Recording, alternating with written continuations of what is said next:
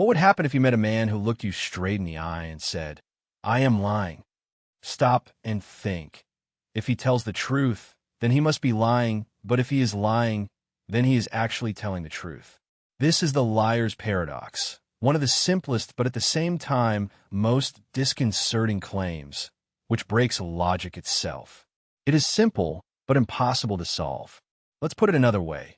Suppose a sign says, "This statement is false."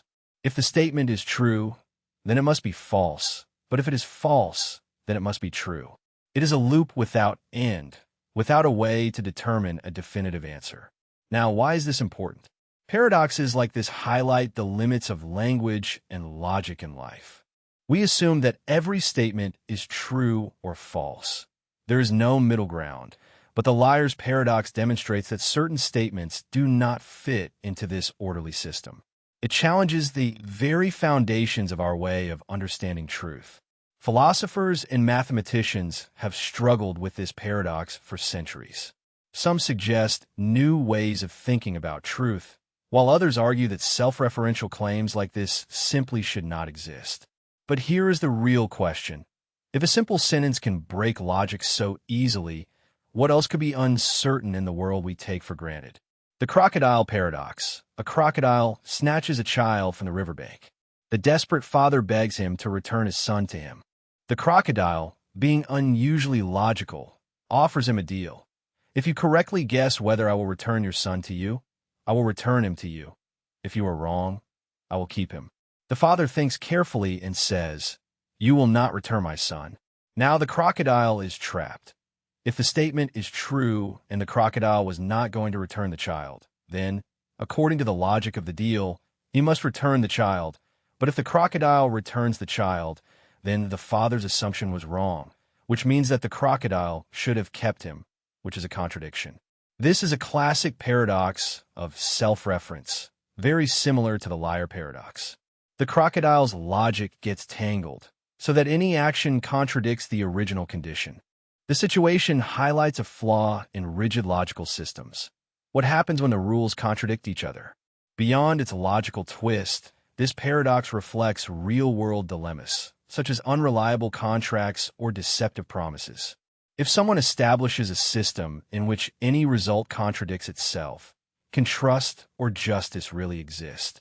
The crocodile situation is more than just a puzzle. It challenges our way of thinking about reason, truth, and deception, and, in the end, regardless of whether he returns the child or not, one thing is clear.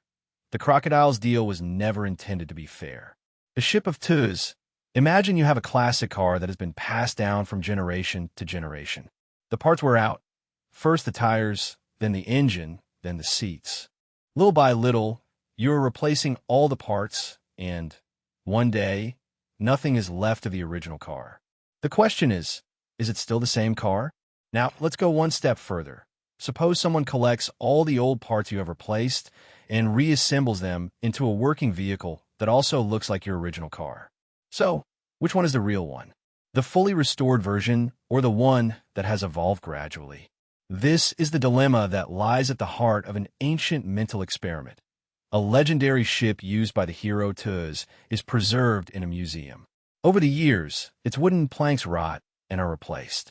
Eventually, all the planks have been changed. Is it still the same ship?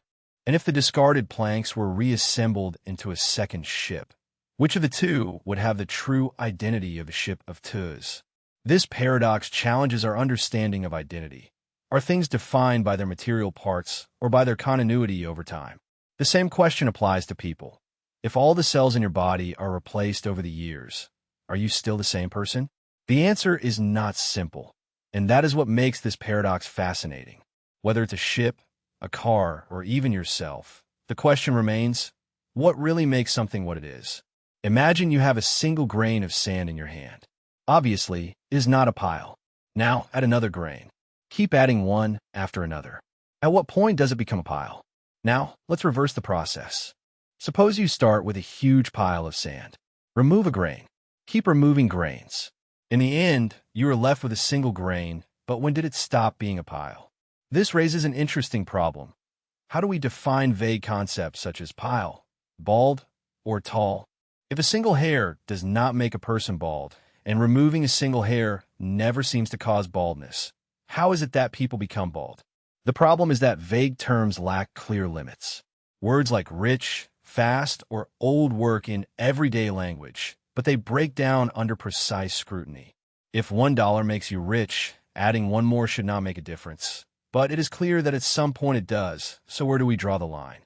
Some argue that language is simply imprecise, while others suggest rethinking how we categorize things. This paradox reminds us that many labels we use daily are more fluid than they seem. It's not just about piles of sand.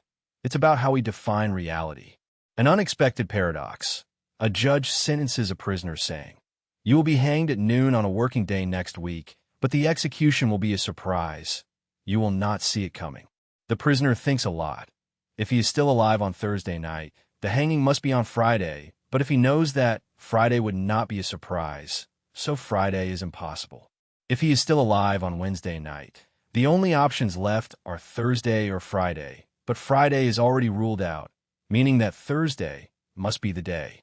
But, again, if he knows that, it is no longer surprising. Following this logic, he eliminates all days of the week and concludes that the hanging cannot happen at all. Confident, he relaxes in his cell until the guards drag him out on Wednesday at noon. He is completely surprised. The execution really was a surprise, despite his airtight reasoning that it was impossible. This paradox plays with logic in a fascinating way. The prisoner's argument seems solid, but it leads to a false conclusion. He assumes that if he can predict the hanging, it cannot occur, but that assumption collapses the moment he is truly surprised, which highlights the strange tension between reasoning about future knowledge and the reality of an unpredictable event. The fact that we can logically eliminate possibilities does not mean that reality follows our logic. Sometimes, the unexpected happens exactly as planned. The grandfather paradox.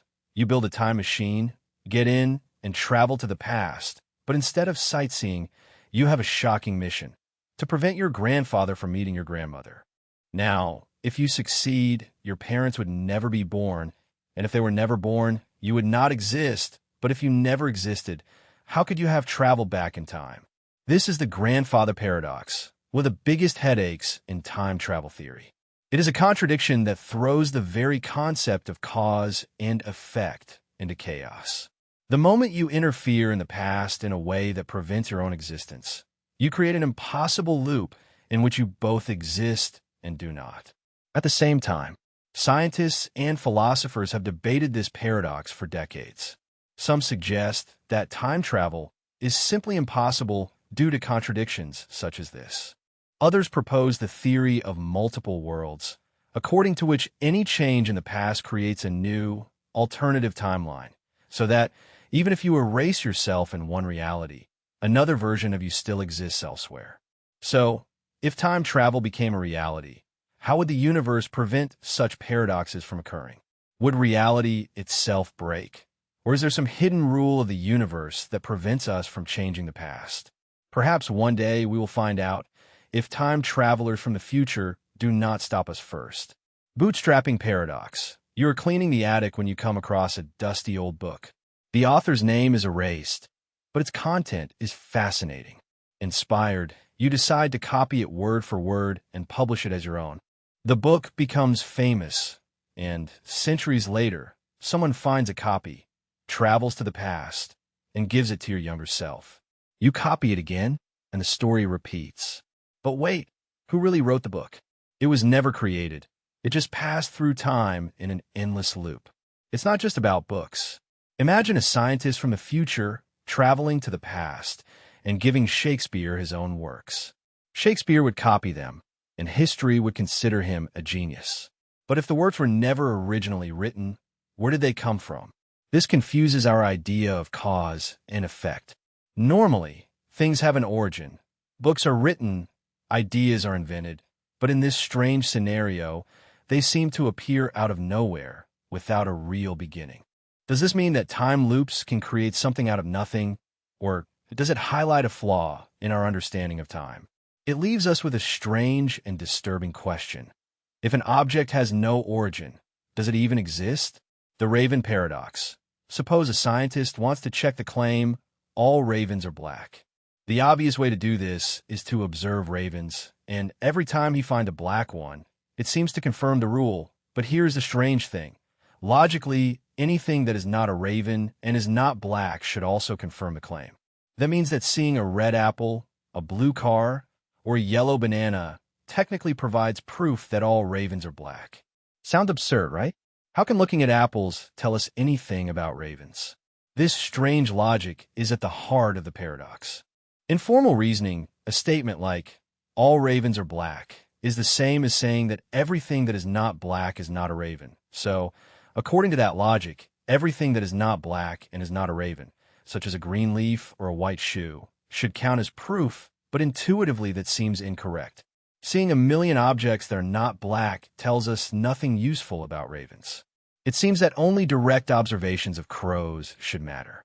So, does logic deceive us, or is something missing from our intuition? Philosophers have debated this for years, and there is no clear answer. Some argue that, although reasoning is correct in theory, it is simply impractical. Others say that this exposes a deeper flaw in how we think about evidence. Either way, it is a paradox that lacks a clear answer. Some argue that, although reasoning is correct in theory, it is simply impractical. Others say that it highlights a deeper flaw in how we think about evidence. In any case, it is a paradox that challenges our definition of proof. The Ross paradox. A teacher tells a student to hand in his homework, which is a clear and simple instruction. But what if the teacher had said, hand in the homework, or burn down the school? The second statement still logically includes handing in the homework, but suddenly it sounds far more extreme. This is the strange logic behind the paradox. In formal reasoning, a statement like, do X is considered logically equivalent to do X, or do something impossible, disastrous, or absurd. This is because, if the first option is true, the entire statement must be true, regardless of how ridiculous the second option is. This leads to a disturbing result. A simple order can be rewritten in a way that appears to include something completely unrelated. If someone tells you, send the letter, that logically implies send the letter or destroy the world. The destruction part is irrelevant, but it seems the statement's meaning has changed. The paradox highlights a strange gap between logic and common sense. Although the rule works mathematically, it does not reflect how humans actually interpret language. We do not assume extreme alternatives unless they are explicitly stated. So, although logic says that both versions of the order mean the same thing, intuition tells us otherwise. The question is, should we trust the rules of formal logic or the way we naturally understand meaning? Temperature paradox. You're in a cozy cabin looking at an elegant digital thermometer on the wall that should tell you the exact temperature. Simple, right? But this is where things get weird. Suppose the room is at exactly 20 degrees Celsius. The thermometer lights up proudly showing 20 degrees Celsius, but that small luminous screen gives off heat, a small amount, almost imperceptible, but enough to raise the temperature of the room to 201 degrees Celsius. Now the thermometer is wrong. It updates to 201 degrees Celsius, but that same update adds more heat, raising the temperature of the room to 202 degrees Celsius, and so on, in an endless loop in which the thermometer keeps adjusting but never reaches the real temperature. It's like a dog chasing its tail, frustrating, endless, and impossible to win. This temperature paradox is not just a peculiar thought experiment. It is a glimpse into a much greater truth. Measuring something can change what you are trying to measure. This occurs in quantum physics, where simply looking at a particle can change its behavior, or in psychology, where observing people can alter how they act. So the next time you look with a GL face at your thermostat, give it some credit. It's doing everything it can, but in this paradox, it is trapped forever in a game it can't win. The barber shop paradox. In a small town, there is a rule. The barber shaves everyone who does not shave themselves, and only those people. Seems simple, right? But now ask yourself, who shaves the barber? If the barber shaves himself, he is breaking the rule, because he only shaves those who do not shave themselves. But if he does not shave, then, according to the rule, the barber must shave him. It is a logical trap in which no answer works. This is a version of a paradox created by Burton Russell that highlights the contradictions in self-referential logic. At first, he shaves himself, then, according to the rule, the barber must shave him. It is a logical trap in which no answer works. This is a version of a paradox created by Burton Russell that highlights the contradictions in self-referential logic. At first sight, the rule seems reasonable, but when applied to the barber himself, it collapses. It is not just a peculiar riddle, but it exposes deeper problems in logic and set theory. Russell used a similar paradox to challenge the foundations of mathematics. Imagine a list that contains all the lists that do not include themselves. Should this list include itself? If it does, it shouldn't. If it doesn't, it should. Like the barber's dilemma, logic breaks down. The conclusion is that sometimes a rule that seems simple creates an impossible situation. The paradox shows how complicated self-reference can be and why logical systems need careful design to avoid contradictions. Catch-22. A soldier in a war zone wants to be discharged for being mentally incapacitated. The rule says that any soldier who requests discharge for dementia is proving that he is sane, because only a rational person would try to avoid danger. This is a catch-22, a situation in which the only way out is blocked by the very rule that creates the problem. It does not matter what a soldier does. He is trapped. The term comes from the novel Catch-22 by Joseph H., where the military bureaucracy ties people in impossible loops. But this paradox does not only apply to war, but appears everywhere. Imagine that you apply for a job that requires experience, but the only way to obtain it is by having a job or needing a loan to start a business, but they deny it to you because you do not have money. These are real catch-22 situations in which the solution is impossible due to the problem itself. What makes this paradox so frustrating is that the rule seems logical at first view, but in practice it closes all the options. There is no way to win. That is why Catch-22 has become synonymous with any dead-end situation. It is a reminder that sometimes the rules that are destined to provide order can end up making things impossible. The paradox of free election. A waiter hands you the menu and tells you that you can order what you want. It sounds like true freedom, right? But what if your election was never really free? This paradox suggests that the mere act of choosing may not be as free as it seems. If each election is influenced by personal preferences, past experiences, or even external pressures, then is it really an election? Think about it. You can choose pasta instead of pizza because you love Italian food, but why do you love it? Perhaps because you grew up eating it or because a friend once recommended it to you. If your decision is determined by factors that escape your control, was it really free? This paradox challenges the idea of free will versus determinism.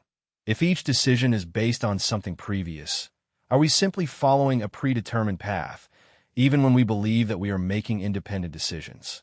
Some argue that true freedom means not having any external influence, but that seems impossible. Others say that freedom is not about not being influenced, but about acting according to what we want, even if those desires are shaped by the world that surrounds us. So, when you make a decision, are you exercising your free will or simply following the script of your experiences? Drink a paradox. Imagine a bar full of people in some place of the room. At least one person is holding a drink. Here is the surprising affirmation. If someone in the bar is drinking, then everyone in the bar is drinking. It sounds ridiculous, right? But logically it is true. This is how it works. Let's suppose that at least one drinker is in the bar. Now choose any person. Let's say that he is not drinking. The affirmation does not say who the drinker is, only that if a person is drinking, then everyone is. Given that this non-drinker exists, it is not necessary to check the affirmation. But if you choose the real drinker, the logic is still valid. In any case, the affirmation cannot be false. This paradox of mathematical logic plays with the way in which the implicit affirmations in everyday language work, saying that if A, then B suggests a connection. But in formal logic, such affirmation is always true unless A is false, even if there is not a significant connection between A and B. It is a reminder that logic does not always coincide with intuition in real life. Saying that if a person drinks, everyone drinks seems absurd, but mathematically the affirmation is structured in such a way that makes it technically valid, even if it seems completely incorrect.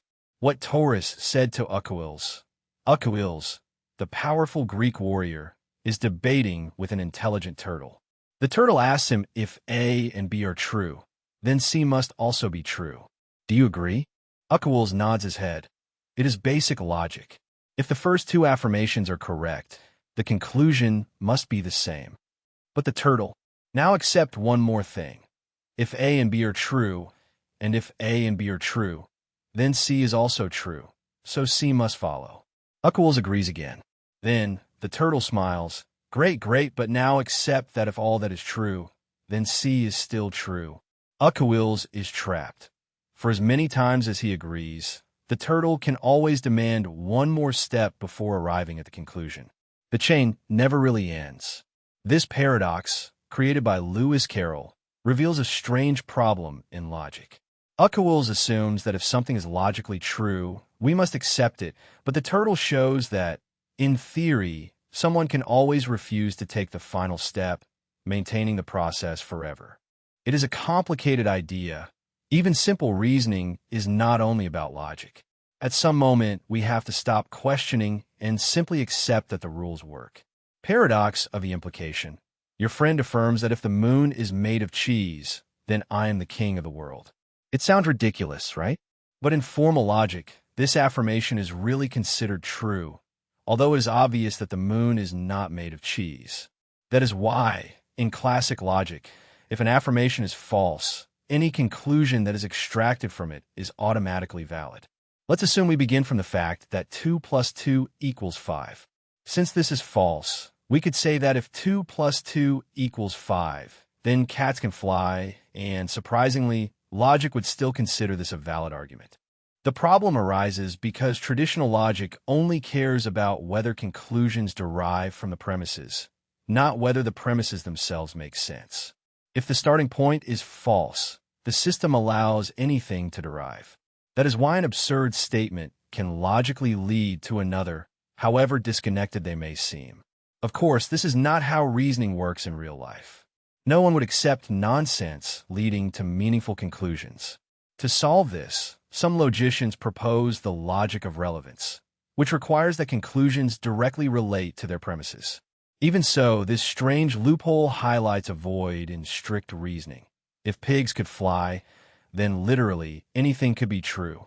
The lottery paradox. You have a lottery ticket in hand, and you know the odds are millions to 1 against winning. Since it seems perfectly reasonable to believe that your ticket is not going to win, but here is the crux of the matter. The same logic applies to each and every ticket. If each individual ticket is almost certain to lose, then shouldn't we conclude that no ticket will win? Of course not, because we know that one ticket has to win. This is the contradiction underlying the paradox. It seems rational to believe that all tickets will lose, but impossible for all to be losers. The problem arises from how we treat probability in beliefs.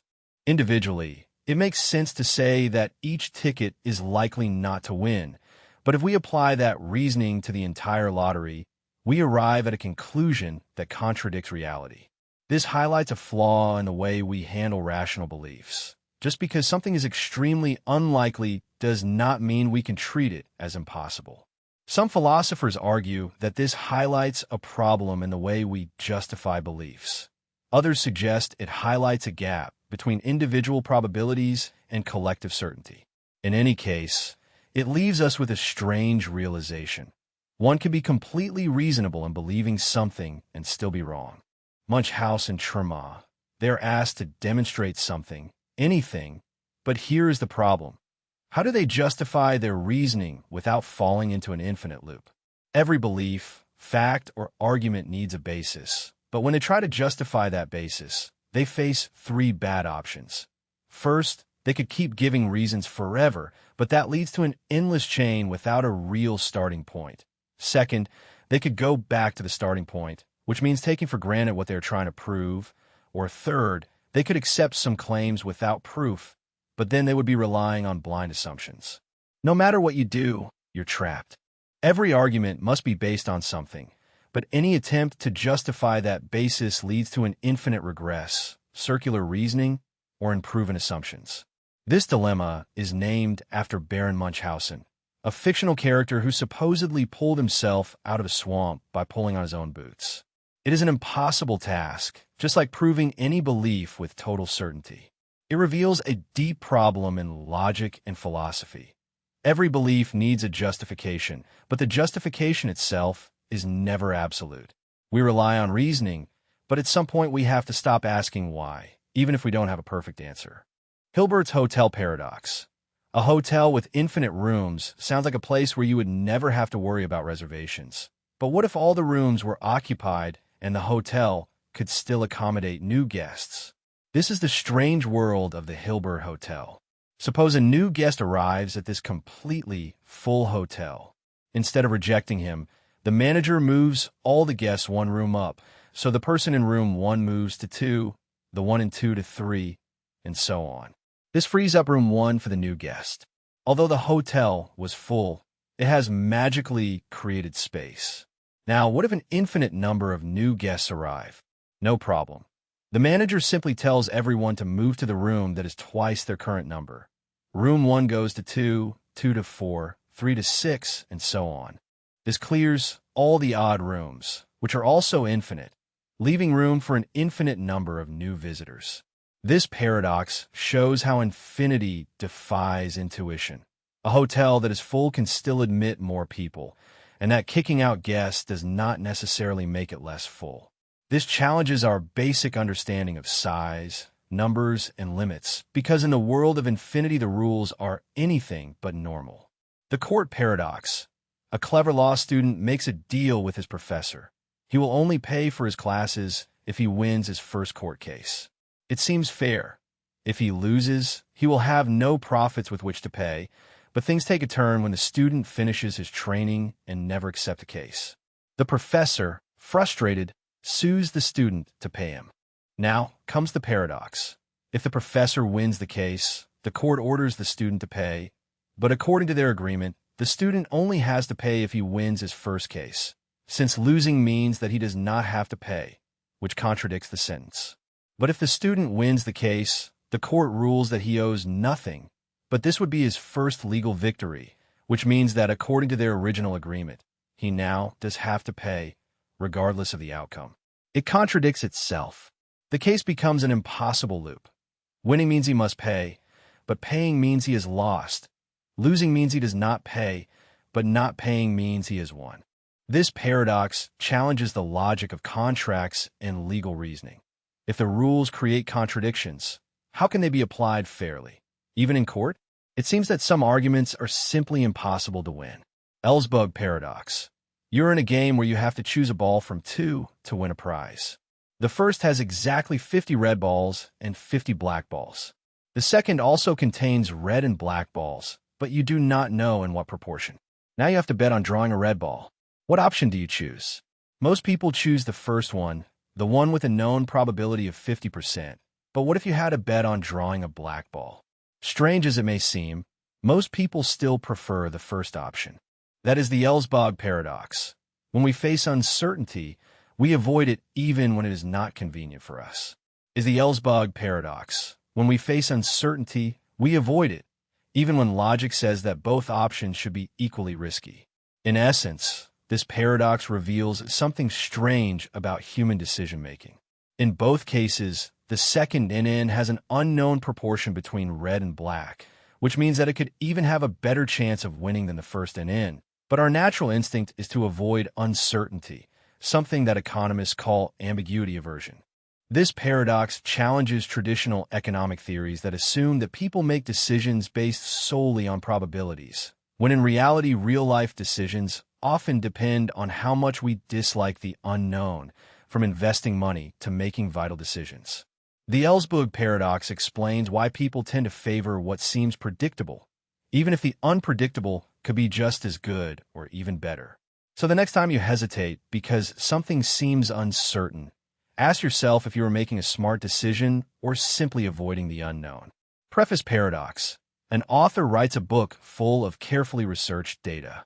In the preface, he thanks his editors and admits that, despite their best efforts, there may be some errors. Seems reasonable, right? But here is the problem that this creates: a contradiction. The author believes that all the claims in the book are true, otherwise he would not have written them. But at the same time, he also believes that at least one claim is probably wrong. So, does he really believe in his own book or not? This is the preface paradox. It highlights a conflict in how we handle belief and certainty. On the one hand, it is rational to trust each claim based on the evidence. On the other hand, it is also rational to accept that human beings make mistakes. But these two reasonable beliefs seem to contradict each other. The paradox raises an interesting question. Can we be completely sure of something if even the most careful authors acknowledge the possibility of making mistakes? So, isn't every set of beliefs potentially wrong, even our own? It's not just about books. This applies to everyday reasoning. We trust facts and logic, but we also accept that we could be wrong. This paradox shows that even the most rational way of thinking can lead to disturbing conclusions. Certainty and doubt can coexist. The two envelopes paradox. You are given two closed envelopes. One contains twice as much money as the other, but you don't know which is which. You open one and find, for example, $100. Now comes the dilemma. Should you change it? At first, it seems that it doesn't matter, but then a strange reasoning takes over you. The other envelope has $50 or $200. Both possibilities are the same. If it has $200, changing it makes you earn $100. If it has $50, changing it makes you lose $50, since the potential gain is greater than the potential loss. Changing it seems like the best option, but wait, this logic would apply regardless of the amount you saw. Even if the first envelope had $11,000, you would be tempted to change, which means you would never stop changing. But if changing is always the right decision, doesn't that mean it was also wrong to change in the first place? The paradox reveals a flaw in the way we calculate expected value. The reasoning assumes that both outcomes are equally likely, but in reality the probabilities depend on the envelope you started with. Mathematics deceives us into thinking that changing is always better, even if both envelopes were identical before opening the first one. So should you change? Well, if logic says you should always change, then, logically, you should never have chosen the first envelope. Simpson's paradox. Two doctors work in a hospital. One has a higher overall success rate than the other, so it seems like the best option is obvious, right? But when broken down by patient type, mild cases and severe cases, the other has a higher success rate in both categories. How is it possible? This occurs when general statistics show a completely different reality than that of individual groups. The trick: hidden variables. In this case, the doctor with the lower overall success rate might primarily treat severe cases, in which it is more difficult to succeed, while the other doctor primarily deals with mild cases, in which it is easier to succeed. Since severe cases reduce overall success rates, the figures seem misleading, even though the first doctor gets better results in all situations. This strange effect constantly appears in real-world data. A new drug may seem ineffective overall, but in reality, it works better for each age group separately. A baseball player may have a lower overall batting average, but a higher one in each season played. In conclusion, numbers don't always tell the whole story. Without understanding how the data is grouped, we can be deceived and draw erroneous conclusions, even when the mathematics seem convincing. The paradox of friendship. Have you ever felt that your friends have more friends than you do? It turns out that you're probably right, and it's not because you're unpopular. It is a strange mathematical illusion that affects almost everyone. Think of it this way. People with many friends are more likely to be your friends than those with fewer. That means that when you look at your social circle, it is naturally full of people who have above-average connections. This makes it seem that everyone is more popular than you, even if that is not really true. It is not just a trick of perception. It is integrated into the mathematics of social networks. Imagine a small group in which most people have 3 or 4 friends, but a few social butterflies have dozens. Those outgoing people skew the average. So when you compare yourself to your friends, their numbers are usually higher than yours. This strange effect manifests itself in all social networks. Most people follow influencers with a large number of followers, which makes their own follower count seem small. At school, students feel that their classmates are invited to more parties than they are. Even in workplaces, employees may think that their colleagues are busier or better connected. It is a reminder that comparisons can be misleading. Your experience is determined by who you look at, not by the true average. Inspection paradox. Why does the bus always seem to take longer when you are waiting for it than when you are on it? It's not just bad luck. It's a statistical illusion in action. The reason is simple. The longer intervals between buses are more likely to be the ones you experience. Imagine a schedule in which buses arrive at random intervals, some very close together and others very far apart. If you arrive at a random time, you are much more likely to be in one of the long intervals. Short intervals are rare, so you are less likely to arrive during them. As a result, the average waiting time seems much longer than expected. This effect does not only occur on buses. In university classes, students may feel that classrooms are always full. This is because popular subjects have more students, so the average student encounters larger classes, even if the overall average for the university is lower. This even applies to social life. Most people feel that their friends go to more parties than they do, but a crowded party means there are more people at it, which makes it seem that parties are more common than they really are. The strange thing is that nothing in the system is really broken. The intervals and averages do not change, but the way we experience them does. Linley's paradox. A scientist conducts a study and finds a small difference between two groups. The result is statistically significant, which means it is unlikely to be due to chance. But, wait a moment, does that really mean that the effect is real? This is where things get weird. If the sample size is huge, even the smallest difference can reach statistical significance, even if that difference makes no sense in reality. On the other hand, if the sample is small, even a real effect might not reach significance. So what should we believe? This contradiction occurs because statistical tests are based on probability, not certainty. If enough data is analyzed, you will almost always find something that seems significant, but statistical significance does not always mean practical importance. A study could find that a new diet helps people lose 0.001 pounds on average, which is technically significant, but completely useless. The problem arises constantly in scientific research. A medical trial could show a significant effect of a drug, but if the effect is minimal, does it really matter? On the other hand, a smaller study might not demonstrate something real simply because it did not have enough data. This paradox reminds us that numbers alone do not tell the whole story. Sometimes, what seems like a clear answer is just a side effect of how we measure things. The low birth weight paradox. Babies born with low weight tend to have more health risks, but this is where things get weird. When comparing babies from smoking and non-smoking mothers, low birth weight babies from smoking mothers appear to have better survival rates than those from non-smoking mothers. Does smoking somehow help low-weight babies? Not all. The key to this puzzle is in how the groups are divided. Low birth weight babies from non-smoking mothers are often born small due to serious medical complications. But in smoking mothers, many babies are small simply because tobacco restricts fetal growth, not necessarily due to life-threatening health conditions. This means that the comparison is not fair. Low birth weight includes both slightly small babies and babies with a weight well below normal. In a non-smoking group, a higher percentage of low birth weight babies fall into the critical category. This makes it seem that smoking improves survival, but it is really just a peculiarity of data grouping. This paradox is a warning against drawing hasty conclusions from statistics. The fact that a group appears to have better results does not mean that the cause is what it seems, since hidden factors can completely alter the story. Will Rogers paradox.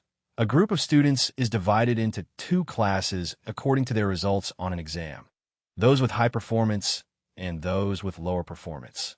Next, one of the students with the worst results from the upper group is moved to the lower group. Surprisingly, the average of both classes goes up.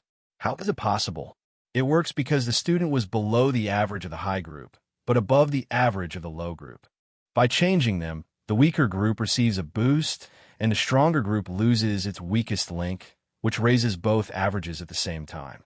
This strange effect also appears in medical studies. If patients with mild cases of a disease are reclassified into a low-risk group, the survival rates of the mild and severe groups may improve, even if no one's health has actually changed. It happens in economics, in sports, and even in geography. The name comes from a joke by Will Rogers, who said that when the inhabitants of Oklahoma moved to California, both states became smarter. The lesson is that statistics can be misleading. Changing the way groups are defined can create the illusion of improvement, even when nothing has actually changed. The Aeon paradox. A school wants to improve the performance of its students, so it analyzes the grades of the exams in different districts. The results show a surprising pattern.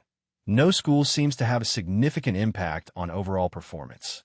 Instead, the most important factors seem to be things like students' backgrounds, family income, and neighborhood conditions. At first glance, this might suggest that schools don't really matter, but that's a misleading conclusion. The paradox arises because, when general trends are observed, individual factors can be hidden under broader social patterns. Let's imagine a basketball team in which all the players train hard and improve their skills, but if all the teams do the same, the league ranking will not change much. That doesn't mean that training is useless, it just means that progress is being made in all areas. This paradox warns against dismissing significant individual factors just because they are not clearly reflected in general statistical comparisons. School policies and personal decisions do make a difference, even if large-scale data seem to indicate otherwise. Precision paradox. A factory installs a new quality control system to detect defective products. The company is delighted when the system reports 99% accuracy in identifying defective items, but soon the workers realize a problem. Perfectly good products are being thrown away. What's wrong? The system is too sensitive and marks so many items as defective that most of the rejected products are not actually defective. The company wanted a system that would detect all defects, but in doing so, it also mistakenly labels a large number of good products as bad. This is the precision paradox. A system may seem very precise when judged by the overall figures, but that does not mean it is truly useful. Let's imagine a fire alarm that goes off every 5 minutes, whether there is a fire or not. It may detect all real fires, but if people start ignoring it, is it really a good alarm? The paradox appears in medical tests, in AI models, and even in crime prediction tools. A security system can boast of high accuracy in detecting criminals, but if it mistakenly marks thousands of innocent people, is it really effective? The key lesson is that precision alone is not enough. What matters is how something actually works in real situations. The Bergson paradox. A technology company is hiring new employees, and when reviewing the candidates, you notice something strange among people with great technical skills. Many have poor communication skills, and among those who are excellent communicators, their technical skills seem weaker. Does this mean that technical ability and effective communication rarely occur together? Not necessarily. It could be an example of the Bergson paradox, a statistical illusion caused by selection bias. In this case, the company is only considering candidates who have passed the first round of selection. If both technical skill and communication skills were necessary to reach this stage, many people who were simply mediocre in both would have already been eliminated. As a result, the remaining candidates create the illusion that the two characteristics are negatively correlated, even if there is no such connection in the general population. Another example. In an exclusive gym, you may notice that the strongest athletes often seem less flexible and that the most flexible do not seem very strong. But outside the gym, there are many people who are neither strong nor flexible. The members of the gym creates a biased data set that leads to an erroneous conclusion. This paradox shows how data filtering can make two unrelated traits appear connected when they are not. It reminds us that what we observe is often shaped by hidden biases in the way data is selected. The Fredman paradox. A researcher wants to find out what makes people happy. He collects data on dozens of factors: diet, exercise, sleep, income, social life, even favorite color. After performing statistical tests, he discovers something surprising. People who prefer the color blue report significantly higher levels of happiness. But is this really a meaningful connection or just a statistical illusion? This is the Fredman paradox, which shows how analyzing too many variables at once can accidentally produce misleading results. When researchers compare a large number of factors with an outcome, some of them will appear significant by chance, even if there is no real relationship. Imagine rolling a die 10 times and getting 3 sixes in a row. It might seem like something special is happening, but with enough rolls, patterns like this will inevitably appear similarly in large data sets. Random noise can mimic meaningful patterns, deceiving us and making us believe that there's a real effect in science. This paradox is a big problem when researchers do not adequately account for false positives, erroneously identifying connection where it does not exist. This explains why some studies report strange correlations, such as eating chocolate being related to winning Nobel Prizes or certain baby names supposedly leading to professional success. The paradox reminds us that data can be misleading. The fact that two things seem related does not mean that they really influence each other. It could simply be chance playing a trick on us. Putting the paradox into practice, a baseball coach wants to improve his team's performance, so he studies past games to find patterns. He realizes that when players bat more aggressively, they tend to score more runs. Excited, he tells his team to start batting at everything. But, curiously, the team's performance does not improve, but worsens. This is the idea behind the testing paradox. It highlights how a strategy that seems beneficial in past data may not actually improve results when applied intentionally. Here is the crux of the matter. In the past, players batted with more aggressiveness only when they saw good opportunities, not at random. This is the idea behind the testing paradox, which highlights how a strategy that seems beneficial in past data may not actually improve results when applied intentionally. Here is the crux of the matter.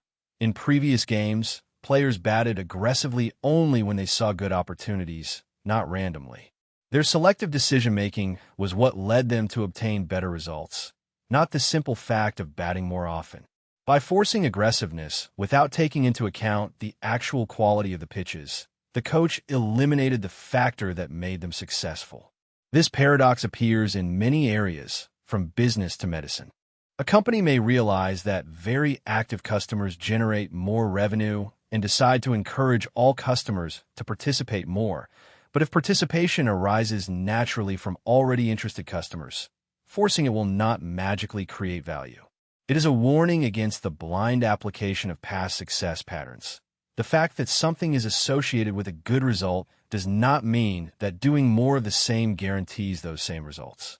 The Sleeping Beauty problem. A woman is put to sleep on Sunday and told that a coin will be tossed. If it comes up heads, she will wake up once on Monday. If it comes up tails, she will wake up twice, once on Monday and once on Tuesday, but without remembering the previous awakening. Each time she wakes up, she is asked what the probability is that the coin came up heads. At first glance, the answer seems obvious, 50/50ths, since the coin toss is random. But things get complicated. If it comes up heads, she will wake up once. If it comes up tails, she will wake up twice. That means that for every time she wakes up with heads, there are 2 awakenings with tails, since she does not know with which face she will wake up. Many argue that the probability of heads should actually be 1/3. This mental experiment divides philosophers and mathematicians into 2 camps. Those who insist that the probability is 50%, since the original coin toss has not changed, and those who argue that, since she experiences twice as many tails awakenings, the probability changes to 1/3. It is a simple approach, but it challenges our understanding of probability, self-awareness, and how information changes our perception of chance. The problem of the 3 prisoners. Prisoners A, B, and C are told that one of them will be pardoned, while the other 2 will be executed. None of them knows who will be released. Prisoner A, hoping to improve his chances, asks the guard for a clue. You don't have to tell me if I am the one who is going to be pardoned. But at least you can tell me the name of a person who is going to be executed, since at least one of B or C must die. The guard reveals one of their names. Let's say it is B. Now are reasons that his chances of surviving must have improved. Before his chances were 1 in 3, but now, with B eliminated, it seems that his chances have increased to 1 in 2, but that is not entirely correct. A's chances of survival remain 1 in 3, while C's have increased to 2 in 3. Why? Because the guard was not giving a name at random. He could always choose one of the 2 condemned prisoners. Revealing B's fate did not randomly assign a better opportunity, but subtly increased the probability that C is the one who is saved. It is a counterintuitive twist of probability, very similar to the famous Monty Hall problem. What seems like an improvement in A's chances is actually just an illusion. The barren box paradox. The host of a game show presents 3 boxes, each with 2 coins. One box has 2 gold coins, another has 2 silver coins, and the last contains 1 gold coin and 1 silver coin. You choose a box at random and take out a coin. It is gold. Now, what is the probability that the other coin in the box is also gold? At first glance, it seems that there are only 2 possibilities. Either you choose the box with 2 gold coins, or the one with 1 gold and 1 silver, since only these 2 boxes could have given you a gold coin. So you might think that there is a 50% chance that the other coin is gold, but it is not. The trick is in how the gold coin was selected. The box with 2 gold coins had 2 chances to give you a gold coin, while the mixed box only had 1, which means that you were twice as likely to choose the box with all gold coins than the mixed box. Mathematically, this means the probability is not 50%, but 2 out of 3, that is, approximately 67%, even if you had no control over the coin you took out. The way probability is distributed changes the outcome. A classic example of how our intuition about randomness can be misleading. The fact that there are 2 possibilities left does not mean that they are equally likely. Sometimes probability hides in the details, waiting to surprise us. Barron's paradox. A mathematician asks you a simple question. If you randomly draw a string in a circle, what is the probability that it is longer than the side of an inscribed equilateral triangle? It seems like there should be a clear answer, but here is the twist. Depending on how you define at random, you can get completely different probabilities. One method says to choose 2 points randomly on the circle and connect them. Another method is to choose a point randomly inside the circle and draw a perpendicular chord through it. A third method is choosing a midpoint at random on the rope and extending it uniformly in both directions. Each of these methods seems reasonable, but they lead to 3 completely different probabilities: 1/3, 1/2, and 1/4. How can there be multiple correct answers to the same question? The paradox highlights a fundamental problem in probability. What does it really mean for something to be random in everyday life?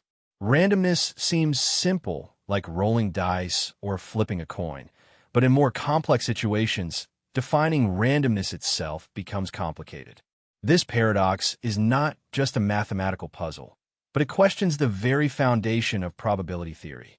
Without a universal rule for choosing the correct way to define randomness, probability can give contradictory answers to the same question. It is a reminder that, in mathematics, even the simplest ideas can become surprisingly complex. False positive paradox. A medical test says you have a rare disease. Panic spreads, but wait, what if the test is inaccurate? Even if it is 99% accurate, there is a surprising twist that could mean you are actually healthy. Here is the problem. The disease is extremely rare, as it affects only 1 in 10,000 people. The test correctly identifies sick patients in 99% of cases and correctly rules out healthy people in 99% of cases. This seems quite reliable until the calculations are done. Imagine that 10,000 people get tested. Since statistically, only 1 person has the disease, the test is likely to detect it. But here's the problem. 1% of the 99.99 healthy people will also test positive. That's about 100 false positives, so of the approximately 101 positive results, only 1 is really sick. Here is the problem. 1% of the 99.99 healthy people will also test positive, which is about 100 false positives, so of approximately 101 positive results, only 1 is really sick. That means that if you test positive, the real probability of having the disease is not 99%, but only 1%. This paradox reveals a blind spot in human intuition.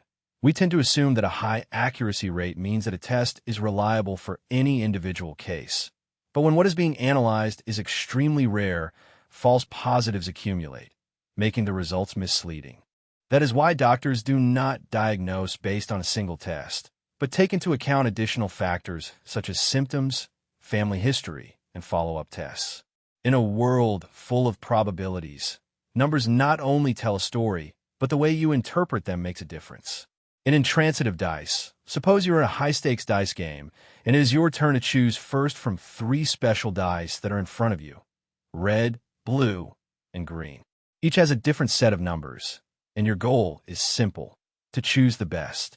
But here's the twist: no die is actually the best. Suppose red wins against blue most of the time, easy, right? But then, strangely, blue wins against green. So, surely red must also win against green, right? Here is the twist: no die is the best. Suppose the red die wins against blue most of the time. It is easy to choose, right? But then, curiously, the blue die wins against green, so surely red must also win against green, but it is not so. The green wins against red. This creates a loop. Red wins against blue, blue wins against green, and green wins against red, like in a game of rock, paper, or scissors with dice. None is the strongest overall, although each seems better than another. This is called intransitivity. In most games, if A is better than B and B is better than C, then it should also be better than C. But here the logic breaks down. This strange property means that if your opponent chooses first, you can always choose a die that has a statistical advantage over theirs. But if he chooses afterwards, he can do the same to you. This paradox is not just a mathematical curiosity, but it appears in real-life situations, from sports rankings to voting systems, where choices do not always follow a clear hierarchy. Sometimes, winning is not about having the best option, but about knowing the system better than your opponent. Imagine an ant on a rubber rope. Small but determined, it advances along the rubber rope. It starts at one end and advances at a constant rate. But here is the twist. The rope stretches every second. It gets longer and longer, making the ant's journey seem impossible. No matter how far it crawls, the destination keeps moving away. So, will the ant ever reach the other end? At first glance, it seems impossible. If the rope keeps expanding, shouldn't it get stuck forever? Surprisingly, the answer is no. The ant can achieve it if it has enough time. Here is the reason. Although the rope stretches, the ant keeps moving forward, however small it may be. Each step it takes covers a fraction of the total length. As the rope expands, that fraction shrinks, but it never disappears completely. Over time, these small gains accumulate slowly but surely, pushing the ant toward its goal. The paradox plays with intuition. We assume that if something moves further and further away, it must be unattainable. But when progress, however small, is constant and cumulative, surprising results arise. In mathematical terms, this is a problem of infinite sums, in which even an incredibly slow process can end up being successful. So, although the ant's journey may take an unimaginably long time, patience wins in the end. It is a reminder that persistence, even in the face of great odds, can lead to success. Paradox of the tie. You and your friend make a bet. Each receives a tie as a gift, but you do not know which is more expensive. The bet: whoever has the cheaper tie must give it away. Now you begin to wonder if you should accept the bet. At first glance, it seems that you have a 50% chance of winning or losing, but then a strange argument makes it seem that victory is assured. This is the reasoning. Suppose that your tie has an unknown value, say X. That means that your friend's tie costs either more or less than X. If his is more expensive, you win a better tie. If his is cheaper, he is the one who loses, not you. So, regardless of appearances, you should always accept the bet. But wait, your friend can use the same reasoning, which means that you both believe that you have an advantage, although one of the two has to be wrong. This creates a paradox. Logically, They cannot both have an expected gain, but the reasoning seems solid from either perspective. The problem arises because probability and expectation are being misapplied, which leads to the illusion of a guaranteed gain. The lesson is that sometimes an apparently irrefutable logic can lead to absurd conclusions. The fact that reasoning seems correct does not mean that it always is, especially when it comes to probabilities. All the horses on a horse farm are the same color. Someone makes a bold statement. All the horses are the same color. It sounds ridiculous, right? But what if they claim that they can prove it with logic? Here is the supposed proof. It begins with a simple idea. If you only have one horse, of course all the horses are the same color. That is obvious. Now suppose that for any group of horses of size n, they're all the same color. This is the key hypothesis. Then, if we take a group of n plus 1 horses, we can divide them into two overlapping groups, one with the first n horses and another with n horses. According to our assumption, all the horses in the first group are the same color and all those in the second also. Since these two groups overlap, at least one horse is in both, which means that all the n plus 1 horses must share the same color. According to this reasoning, no matter how many horses there are, they must all be the same color, but clearly that is nonsense. So where does the argument fail? The trick is in the step in which we assume that the overlap works for any n. It works for larger groups, but not when n equals 1. If you only have two horses, there is no guarantee that they share a horse in both subgroups. That missing link breaks the logic and exposes the weak point of the proof. Even airtight logic can crumble if the foundations are unstable. The Kramer paradox. You are given two equations, each of which describes a curve on a sheet of paper. You are told that these curves will intersect at some points, maybe 2, maybe 3. That sounds reasonable, but now someone claims that two random curves can have up to 4 intersections, sometimes even more. How is that possible? This is the enigma that hides behind this mathematical mystery. Normally, two curves should meet at a predictable number of points depending on their complexity. A straight line and a circle, for example, can intersect at most twice, but when it comes to higher degree equations, strange things happen. The Kramer paradox shows that two curves, each defined by a third-degree equation, can share up to 9 intersection points. It seems absurd. How can two distinct curves meet at so many points? The trick is in the way that the curves are defined. Some apparently different equations can actually describe the same shape.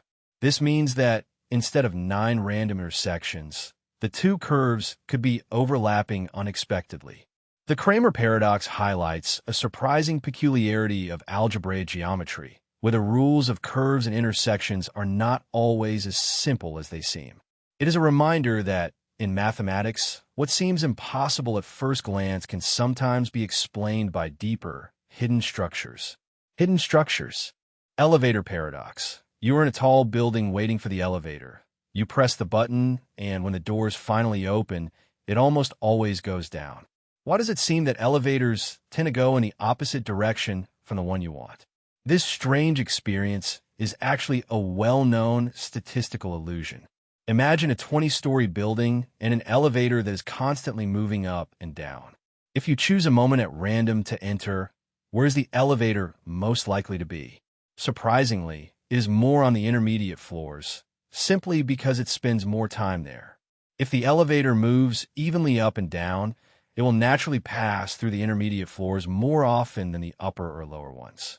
Now, if you're in the middle and you call the elevator, there's a greater chance that it will come from above than from below. Why? Because if the elevator passes frequently, statistically, it is more likely that it is already going down. Meanwhile, if you're on an upper or lower floor, you may feel that you always have to wait longer for the elevator, since it spends less time in those areas. The paradox deceives our perception. It is not that the elevator hates you. It is just that probability plays with our expectations. So the next time the elevator seems to be against you, remember that it is not bad luck, it is mathematics. The paradox of NEM. You enter a room where a mysterious and omniscient being presents you with two boxes. One is transparent and shows exactly $1,000 inside. The other is opaque and could be empty or contain the amazing amount of $1 million. You have two options: take only the opaque box or take both, but there is a catch. The being has already predicted your decision with total precision. If he foresaw that you would take both boxes, he left the opaque one empty. If he predicted that you would take only the opaque one, he put the $1 million inside. Now you find yourself in a perplexing dilemma. If the prediction is always correct, taking only the opaque box should guarantee the million, but from a purely logical point of view, the decision has already been made, which means that the content of the box is fixed. Why leave behind $1,000 extra for nothing? This paradox divides people into two sides. One group argues that trusting the predictor leads to the best reward. The other insists that, since the prediction is already made, taking both boxes is the rational choice. However, if you think like that, you will always end up with less. The paradox challenges our understanding of free will, logic, and decision-making. Do we trust the prediction and take a leap of faith, or do we reason about the problem and risk losing a fortune? An interesting number. Paradox. What is the most boring number you can think of? Perhaps 172 or 349. Well, here is the twist. Boring numbers do not exist, and that is where the paradox begins. Imagine that you make a list with all the interesting numbers, such as 1, the first natural number, 7, a lucky number, or 42, famous in pop culture. In the end, you would find a number that seems completely bland, but wait, that number would then be the smallest number without interest, which is actually a very interesting fact. So, it should be included on the list. Now, the problem repeats itself once you add that number. Another smaller number without interest arises, but as soon as you notice it, it also becomes interesting. This process continues forever, which means that all numbers must be interesting in some way. The paradox suggests that the concept of a truly boring number is impossible. Of course, in real life, some numbers seem more boring than others, but mathematically, the moment you try to define a number as uninteresting, it acquires an interesting property, its own lack of interesting properties. It is an ingenious paradox that plays with our perception of meaning and classification. So, if you ever feel bland, remember that if even numbers cannot be boring, neither can you. Potato paradox. A farmer carries 100 kilograms of freshly harvested potatoes, which are 99% water. After leaving them in the sun to dry, their water content drops to 98%. It does not seem like a big change, right? But here comes the shocking thing. The potatoes now only weigh 50 kilograms. How is it possible that losing only 1% of water has meant losing half of the total weight? The paradox works. Initially, the potatoes are 99% water, which means that only 1% or 1 kilogram is real solid potato. The remaining 99 kilograms are water. After drying, the potatoes are now 98% water, but this means that the solid potato, which is still 1 kilogram, must constitute 2% of the total weight. So, what should the total weight be for 1 kilogram to be 2% of it? The answer is 50 kilograms. That is why the weight decreases dramatically. The small change in the percentage of water means that the total mass must be reduced significantly. This paradox deceives our intuition because we do not usually think of percentages in relative terms. A 1% drop in water content seems insignificant, but since the potatoes were almost all water at first, that 1% represents a large proportion of the total weight. It is a great reminder that percentages can be misleading, especially when it comes to things that are mostly a single component, whether potatoes, statistics, or even body composition. Banaski paradox. You start with a single orange. Now, what if I told you that by cutting it into several pieces of strange shapes and rearranging them without stretching or adding anything, you could get two identical oranges, each the same size as the original? Sound impossible, right? That is precisely the mind-blowing idea behind this mathematical paradox. A strange result that says that you can take a solid sphere, divide it into a finite number of pieces, and reassemble those pieces into two spheres, both the same size as the first. No magic, no stretching, just pure logic. Of course, in the real world, this trick would not work with real oranges, since it is because the way we normally cut things follows the laws of physics. But in the realm of pure mathematics, objects can be divided into infinitely complex and incommensurable pieces, pieces so strange that they defy our usual rules about volume and size. This paradox results from how infinity works in higher mathematics. It is based on a property deeply contrary to spatial intuition that shows how dividing things into infinitely detailed parts can lead to seemingly impossible results. So, although you cannot duplicate the fruit at home, the paradox reveals something surprising. Our everyday intuition about size and shape does not always apply in the abstract world of mathematics, and sometimes reality is far stranger than it seems. The Pondo paradox. Imagine you're in a casino where all the games are rigged against you. No matter how you play, the odds guarantee that you will lose money over time. But what if I told you that by skillfully switching between two losing games you could start winning? It sounds impossible, right? That is the strange reality of the Pondo paradox. It is like alternating between two bad strategies and, somehow, ending up with a good result. This is how it works. Suppose that you have two games. Game A is a simple game in which you always lose, perhaps a slightly unfair coin toss where you lose more often than you win. Game B is more complicated. It alternates between being winnable and a losing game depending on the amount of money you have at that time. If you play either game by itself long enough, you will end up ruined, but here's the twist. If you alternate between them following the correct pattern, for example, playing several times and then B and repeating, something surprising happens. The combined losses of each individual game are not only canceled, but reversed. The net effect is that you start winning. This paradox appears in real-world situations, such as economics, genetics, and even business strategies. Sometimes, alternating between two bad options can lead to success because the interaction between them creates unexpected advantages. The Pondo paradox reminds us that randomness and strategy can work together in surprising ways. Even when all options seem like losing bets, the correct sequence can turn the game around in your favor. The coast paradox. How long is the coast of Great Britain? It seems like a simple question, right? Just grab a map, trace the outline, and measure it. But here is the crux. There is no single answer. The length actually depends on the precision with which it is measured. Imagine that you start with an approximate outline using a 100 km long ruler. The coastline may seem quite smooth and you get a total length, but now replace that with a 10-kilometer stick and suddenly you capture more bays and smaller curves and the total length increases. Use an even smaller measuring tool and the length grows again. The closer you get, the more details you discover. Small coves, rocky edges, and jagged cliffs. If you keep reducing the unit of measurement, the length of the coastline could, in theory, approach infinity. This is the coastline paradox. The measured length of a coastline depends on the scale of measurement, and there is no single, fixed answer. This is because coasts, like many natural shapes, are fractals. That is, they do not have smooth and simple edges, but rather infinite complexity at all levels of magnification. This paradox is not just a curiosity, but has implications in the real world. It affects cartography, where maps must simplify coastlines, and even physics, where scientists face fractal structures in nature.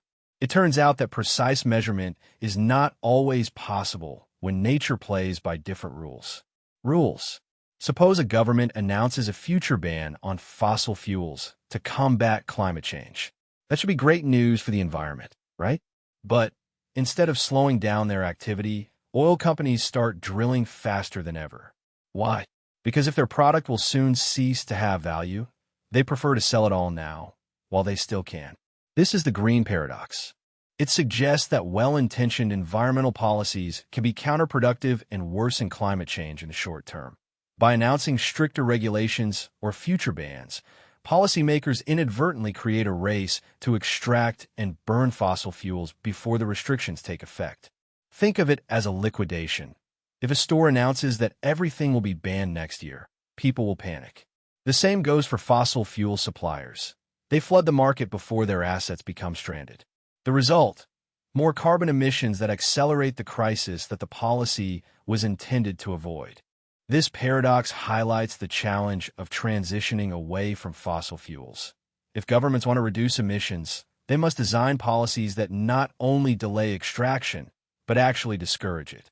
That could mean immediate carbon taxes or incentives for clean energy now, not later. The green paradox reminds us that good intentions are not always enough when it comes to global problems.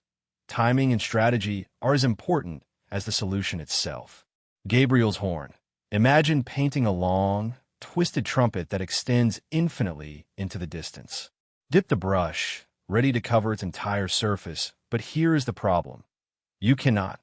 No matter how much paint you have, it is mathematically impossible. This strange object is called Gabriel's horn and defies common sense. It is a three-dimensional shape created by rotating the curve y equals 1x around the x-axis, starting at zal 1 and extending infinitely. The result is a shape with an infinite length that narrows to 0, but somehow encloses a finite volume. That is the paradox. You can pour a limited amount of paint inside Gabriel's horn and fill it completely, but if you try to paint its outer surface, you will need infinite paint. How can something have a surface that extends infinitely but contain a limited space inside? The answer lies in how area and volume behave differently in mathematics. The surface area, when calculated, diverges to infinity, which means it never stops growing, but the volume, although it extends infinitely, shrinks fast enough that its total sum remains finite. It is a strange reality where infinity does not always behave as expected. This paradox challenges our intuition about size and measure and demonstrates what seems impossible can be mathematically true. It is a perfect example of how infinity is full of surprises. Think of a perfectly solid marble sphere. Now, what would happen if I told you that, by cutting it into a finite number of pieces and rearranging them without stretching or changing their shape, you could obtain two identical spheres of the same size as the original? It sounds absurd, but that is exactly what the Hausdorff paradox suggests. This paradox, like the Banach-Tarski paradox, arises from the strange properties of infinity in higher dimensions. The key lies in the fact that certain sets of points in three-dimensional space behave in a special way. By carefully selecting and dividing the sphere into these non-measurable subsets, they can be rearranged in such a way that something is apparently created from nothing. Of course, this does not work in the physical world, since atoms and molecules do not obey the same rules as abstract mathematical points. But in pure mathematics, where infinity is not restricted, results like this challenge common sense and force us to reconsider fundamental ideas about space and measurement. Ultimately, the Hausdorff paradox is a surprising example of how mathematics can produce results that, although logically sound, challenge our intuitive understanding of reality. It is a glimpse into a world where the impossible suddenly becomes possible.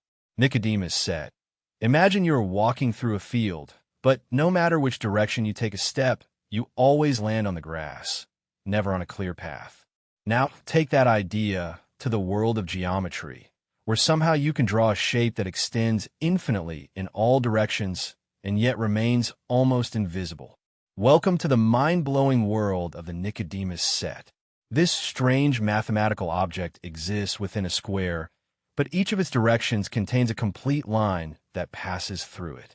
Despite this, the area of the set can be as close to 0 as desired. It is like a shape that extends everywhere, but barely takes up space. How is it possible? The trick isn't how these lines are arranged. Instead of forming a dense, solid mass, they extend intricately, avoiding completely covering the space. The result is a paradoxical structure, large in the sense that it touches all directions, but small in the sense that it occupies almost no measurable area. The Nicodemus set challenges basic intuition about space and size. It is a reminder that, in higher mathematics, objects can exist everywhere and nowhere at the same time, revealing how strange geometry can be. Thomson's lamp. You have a lamp with a simple rule. Every time you press the switch, it turns on or off, but now let's speed things up in a strange way. First you press the switch after 1 minute, then 30 seconds later, then 15 seconds later, The time between presses is reduced, but you still manage to press the switch infinitely many times in just 2 minutes. Now the question, exactly at 2 minutes, is the lamp on or off? At first it seems like there should be an answer. After all, each change has a clear effect. But let's think more deeply. If the lamp was on before the last change, now it should be off. But if it was off before, now it should be on. The problem is that there is no last change. They keep changing forever. This is the Thomson lamp paradox, a thought experiment that challenges our understanding of infinity and time. Mathematically, the number of changes is infinite, but it occurs in a finite time. The closer you get to 2 minutes, the lamp keeps changing state, but exactly at 2 minutes, there is no obvious answer. This paradox reveals a strange tension between infinite sequences and reality. It forces us to ask ourselves whether an infinite process can really be completed or whether it breaks our logic when we try to force a definitive answer. Saturation motivation theory. You are completely lost in the joy of painting, creating art for pure pleasure, without deadlines, without pressure, just for passion. But then someone offers to pay you for each painting you complete. At first it seems like a dream. You are rewarded for something you already love, but over time something changes, the excitement fades, painting starts to feel like a job, and when the payments stop coming, so does your motivation. This is the paradox of how external rewards can sometimes reduce intrinsic motivation rather than enhance it. When people naturally like to do something, whether it's creating, learning, or helping others, introducing an external incentive can change their focus. What was once an enjoyable activity begins to feel like an obligation, leading to less enthusiasm and even decreased performance. This effect occurs everywhere, at work, at school, and even in raising children. A child who loves to read for fun may lose interest once they are rewarded for it. Seeing books is just another task to complete. A company that offers bonuses for teamwork may actually make employees less cooperative, as they focus more on the reward than on the work itself. It is a paradox because rewards are supposed to increase motivation, but they often replace the deeper personal reasons for acting.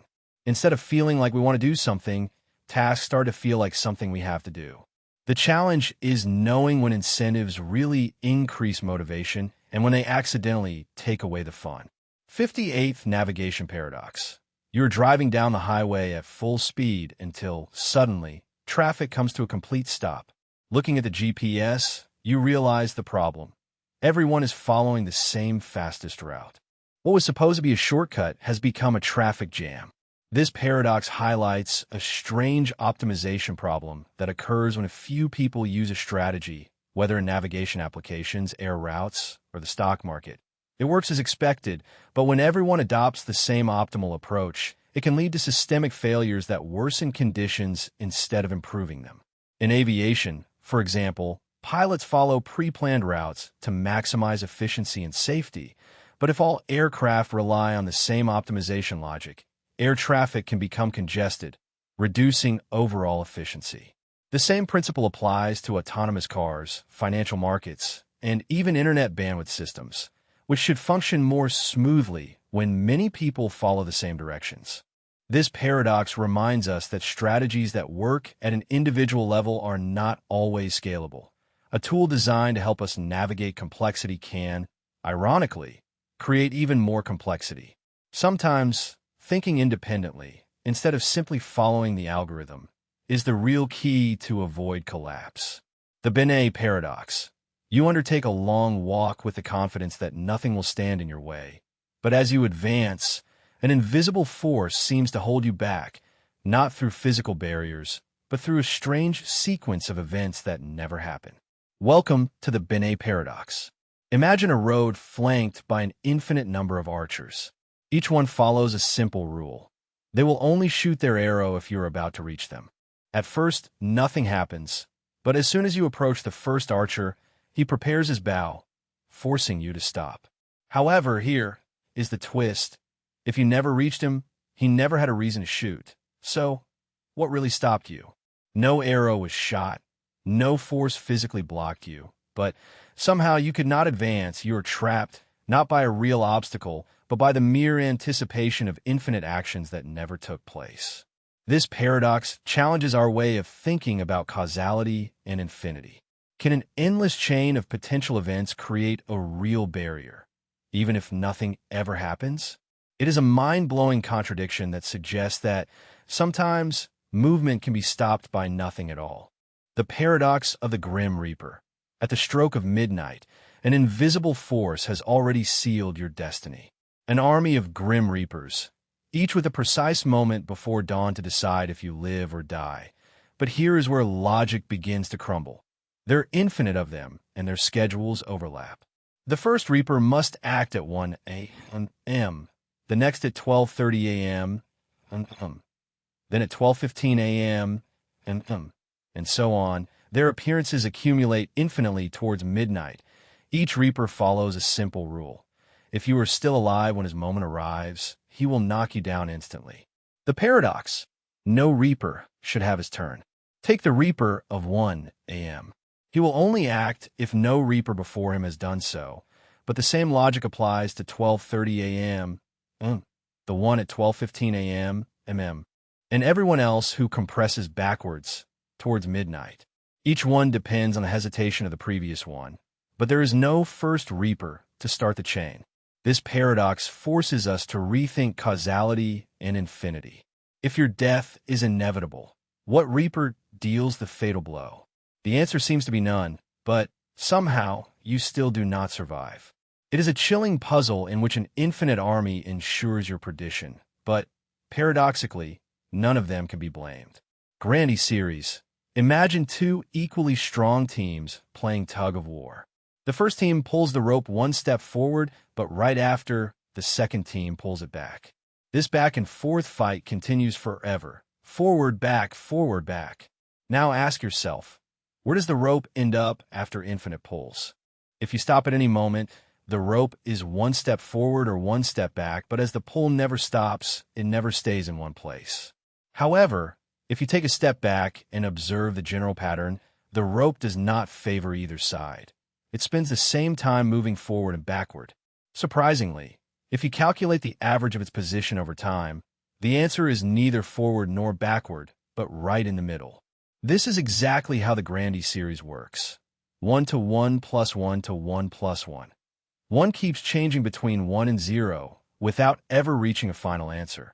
But if you consider the general trend, it balances at 1/2 in certain mathematical contexts. It is a paradox that shows how infinity can behave in unexpected ways. Sometimes, an endless struggle leads to a result that seems impossible at first glance. The Ross-Littlewood paradox. You start with an empty cube and an infinite supply of numbered balls. Every minute, 10 balls labeled from 1 to 10 are thrown, then from 11 to 20, and so on. But there is a catch. Every time you add 10, you also remove the ball with the lowest number.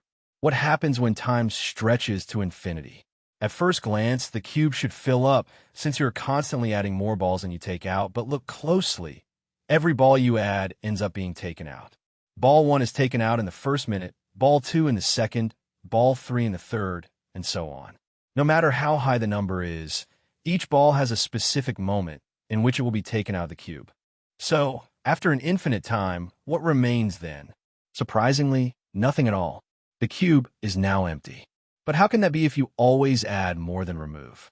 Shouldn't there be infinite balls left? The paradox resides in the functioning of infinity. The process never runs out of balls to remove, which means that, despite the infinite additions, all the balls end up disappearing. This paradox challenges our intuition about accumulation and infinite sequences. Sometimes, even when adding endlessly, you end up having nothing. Paradox of the coin's rotation. Imagine placing a coin on a table and rolling an identical coin along its edge without it slipping. How many times will the moving coin rotate before making a full turn around the fixed coin? Your intuition might tell you once, since the moving coin only travels a distance equal to its circumference. But here's the paradox. The moving coin makes 2 full turns. At first glance, it seems impossible, but the trick is realizing that, when rolling, the coin not only moves along the outer edge, but also rotates due to its own movement. When it rolls in a straight line, a coin makes a full turn after traveling a distance equal to its circumference. But in this case, the rolling coin also follows a curved path around the fixed coin, which adds another rotation. You can check it yourself. Take two identical bottle caps, press one on a table, and roll the other around it. Observe carefully. It makes two full turns before completing the loop entirely. The paradox plays with our expectations about movement and rotation, since it seems that the rolling coin should only rotate once, but the combination of the distance traveled and the curved movement doubles that effect.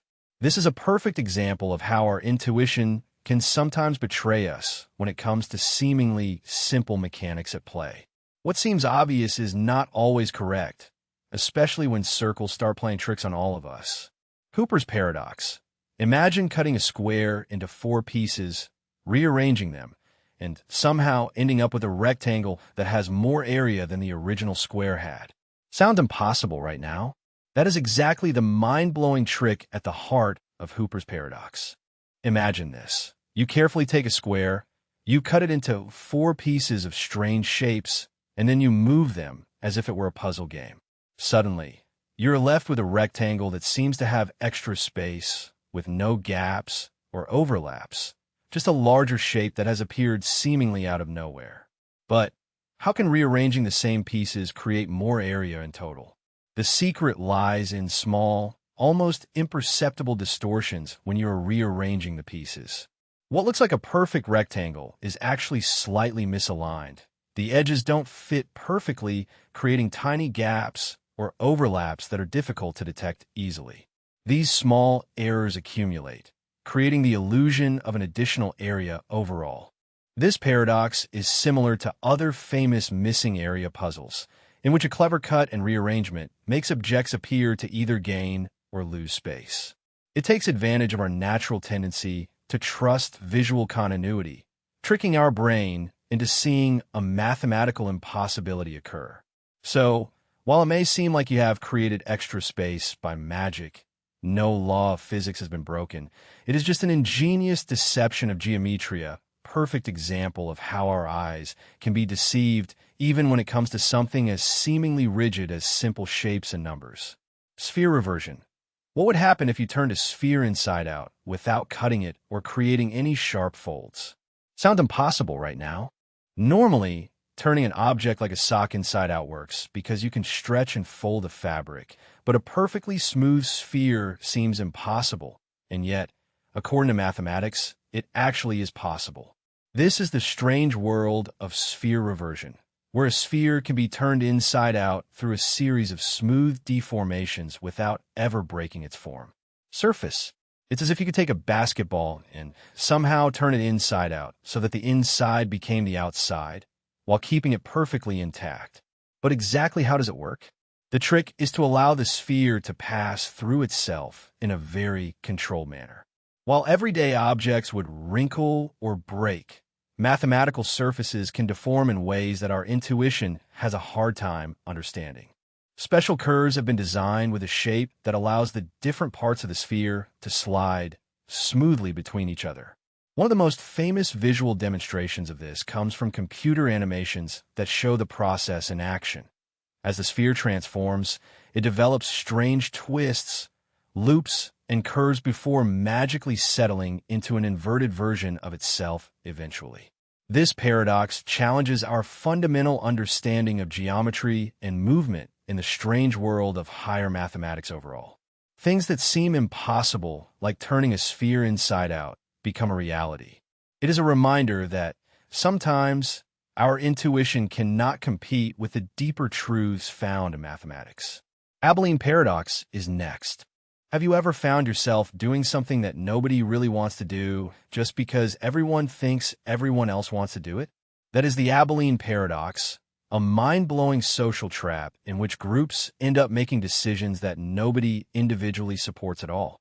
Imagine this. It's a hot summer afternoon, and a family is sitting comfortably at home together. One person casually suggests that maybe they should all go to Abilene for dinner. Nobody is particularly excited, but since they don't want to be the party pooper, everyone agrees to go. Hours later, exhausted and sweaty, they return home and realize that nobody really wanted to go there. Each one assumed that the others were in favor and agreed to not create problems. This paradox reveals a strange defect in human decision-making. Sometimes people accept things they dislike just to avoid conflict, when, ironically, everyone thinks the same. This happens in companies, in relationships, and even in politics.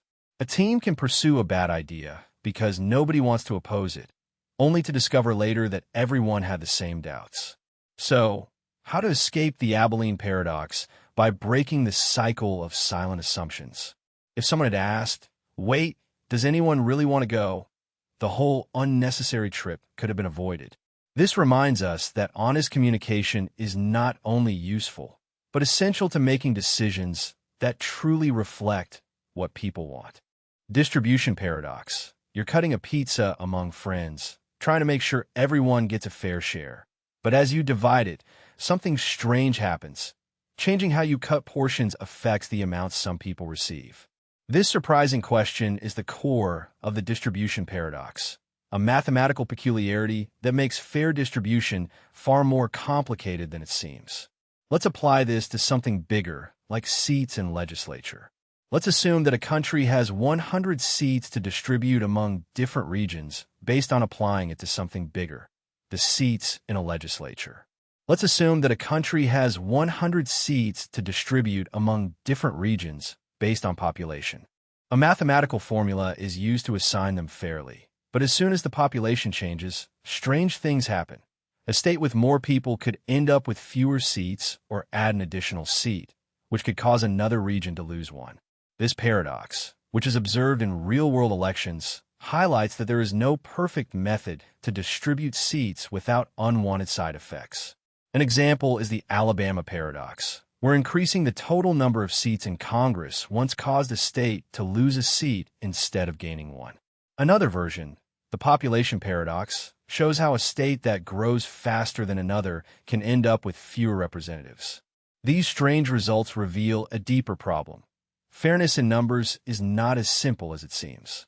Even carefully designed systems can lead to counterintuitive results that challenge our assumptions about equality and representation. The distribution paradox reminds us that mathematics, when applied to the real world, does not always behave as we expect.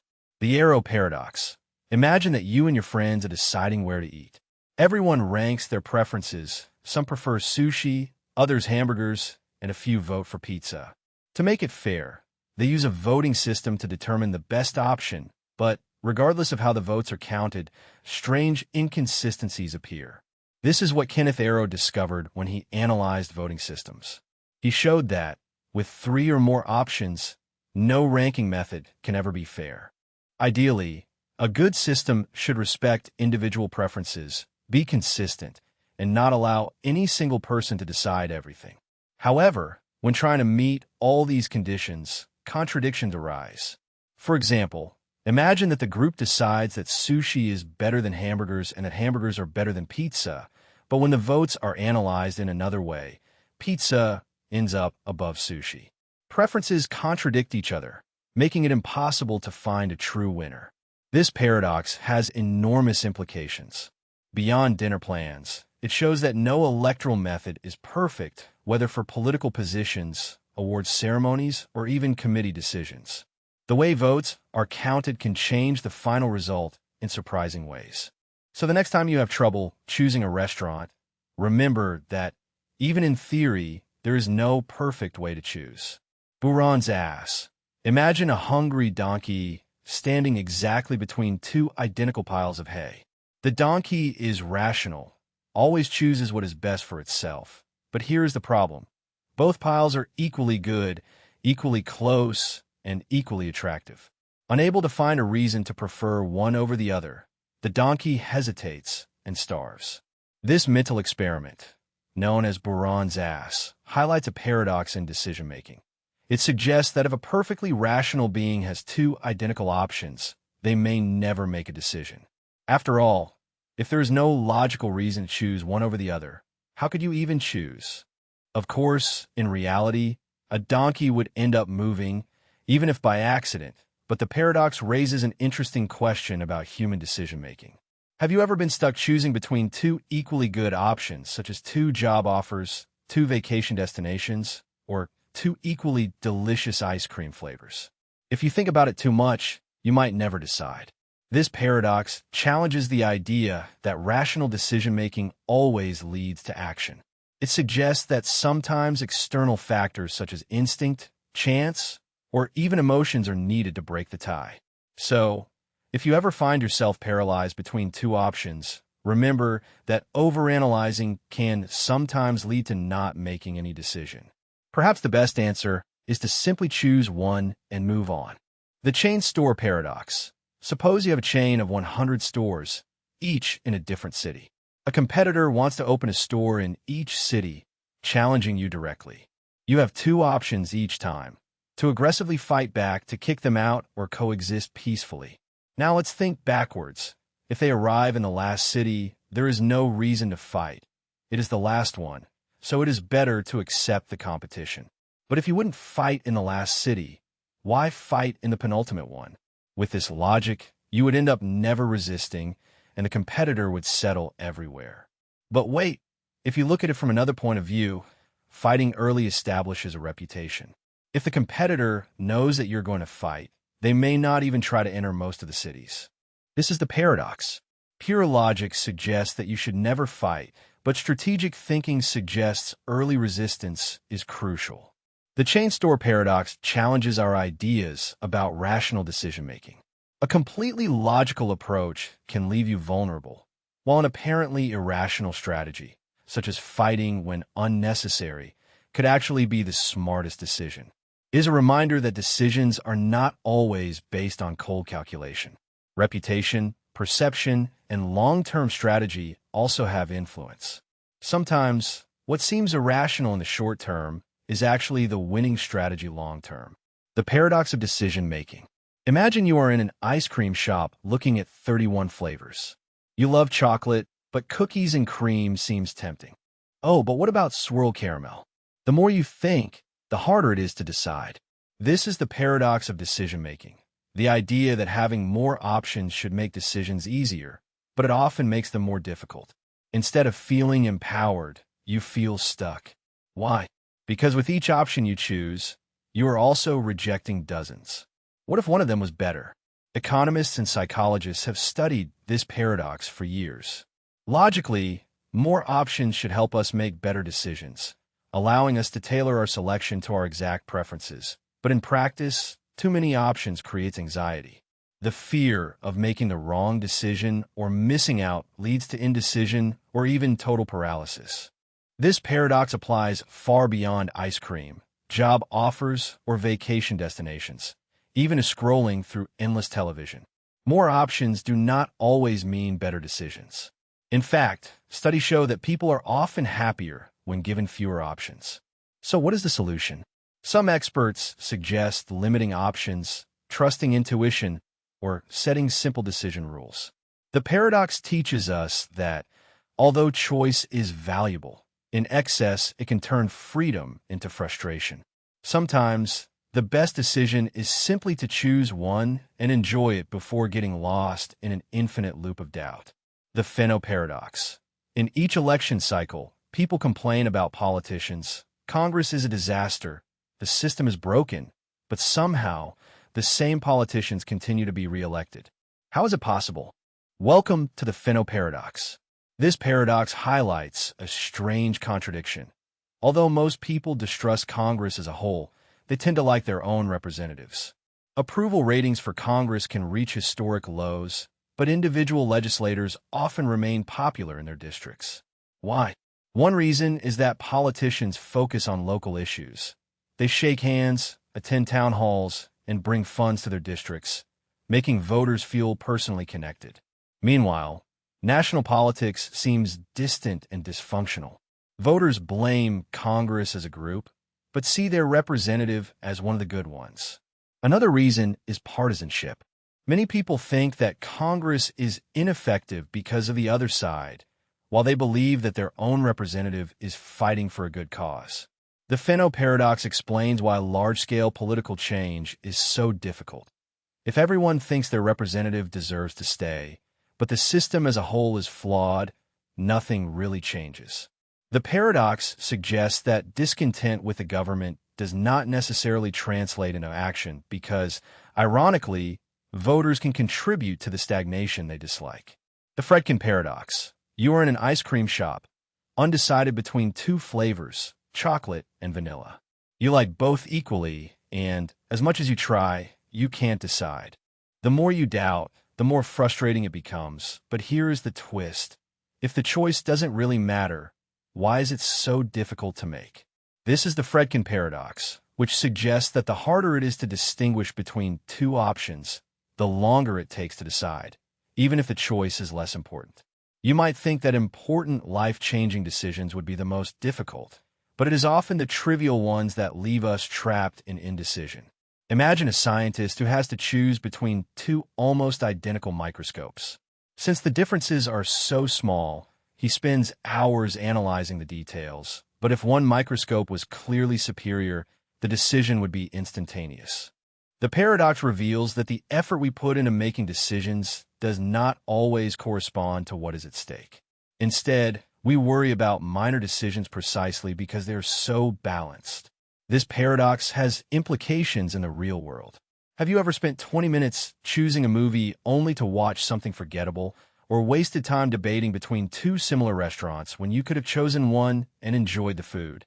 Fredkin's paradox shows us that sometimes the smaller the difference, the more we think, and maybe, just maybe, we would be happier if we simply chose an option and moved on. The hedgehog's dilemma. Imagine a cold winter night in which two hedgehogs tremble from the cold, so they try to huddle together to give each other warmth. But there's a problem. The closer they get, the more they prick each other with their sharp quills. If they separate, they freeze. If they get too close, they hurt each other. This is the hedgehog's dilemma, a metaphor for human relationships. We all long for connection, but emotional closeness carries risks, disagreements, misunderstandings, or even disappointments. If we stay too distant, we feel alone. If we get too close, we run the risk of getting hurt. Think of friendships, family, or romantic relationships. At first, everything seems warm and comfortable, like the hedgehogs that come together to give each other warmth. But as people reveal their flaws or past experiences, emotional quills begin to prick. Some react by moving away for fear of showing themselves as vulnerable. Others advance, risking emotional pain. The paradox is that precisely what we need, closeness, also has the potential to cause discomfort. But does that mean that we should avoid deep connections? Not necessarily. Like the hedgehogs, over time we find the right balance, close enough to feel warmth, but not so close as to hurt each other. We also learn to navigate relationships. Establishing healthy boundaries and understanding the emotional space of others helps us stay connected without pricking each other. Thus, the next time that a relationship becomes difficult, remember the hedgehogs. Some discomfort is natural, but with the right balance, we can stay warm without pain. The inventor's paradox. You might think that solving a simple problem is easier than solving a complex one, right? Well, sometimes the opposite happens. Welcome to the inventor's paradox, a strange idea that suggests that tackling a larger, more ambitious problem may be easier than solving a smaller, more specific one. Imagine you're trying to build the perfect paper airplane. You focus on that a design flies as far as possible. You modify small details, fold the wings slightly differently, adjust the nose, make small changes, but you still find limitations. Now, what would happen if you expanded your goal instead of limiting yourself to a single design? Explore all possible ways to make an object glide through the air. Suddenly, you open yourself up to ideas you had never considered, different materials, launching techniques, or even a completely new shape. By thinking big, you could accidentally solve your original problem in a better way than you had ever imagined. The mathematician George Polya, who coined this paradox, realized that generalizing a problem often reveals hidden patterns or more powerful solutions than focusing too much on a specific aspect. This applies to everything from engineering to creative work. Sometimes, expanding the scope makes the solution more obvious, not more complicated.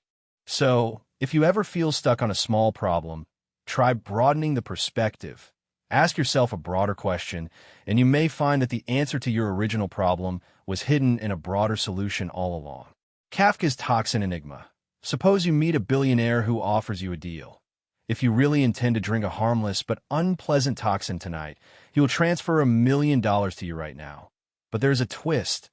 You don't actually have to do it. Once the money is in your account, there will be no consequences if you change your mind. Sounds easy, right? You just have to plan to drink it, get the money, and then decide not to. But here is where things get complicated. The payment is not for drinking the toxin. It is for having the genuine intention of doing so until the moment you realize you don't need to go ahead. It becomes almost impossible to form an authentic intention. After all, how can you honestly plan to do something knowing that you won't? This strange loop challenges our way of thinking about intention and rational decision-making. We normally assume that intentions lead to actions, but here the best possible outcome, getting the money without drinking, undermines the very intention needed to receive it. Beyond a simple mental experiment, this idea has real implications in philosophy, psychology, and even artificial intelligence. It suggests that, in some cases, committing to an action, even when it later seems irrational, may be the only way to achieve a goal. It raises an interesting question. If your future self is going to back down, can you really intend to do something in the first place? Morton's dilemma. Imagine you are applying for a loan.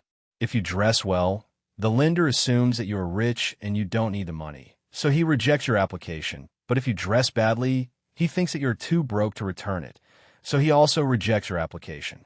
Whatever you do, the result is the same. This type of reasoning is an example of a logical trap in which both options lead to the same predetermined conclusion. The term comes from John Morton, a 15th century tax collector for King Henry VII. Morton argued that if someone lived luxuriously, they clearly had enough money to pay higher taxes, but if they lived frugally, they must be saving money to pay higher taxes. Higher taxes. In any case, they had to pay. This type of reasoning can be seen in debates.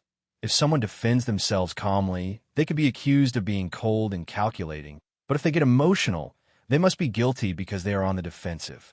If it comes up heads, you lose. If it comes up tails, you also lose.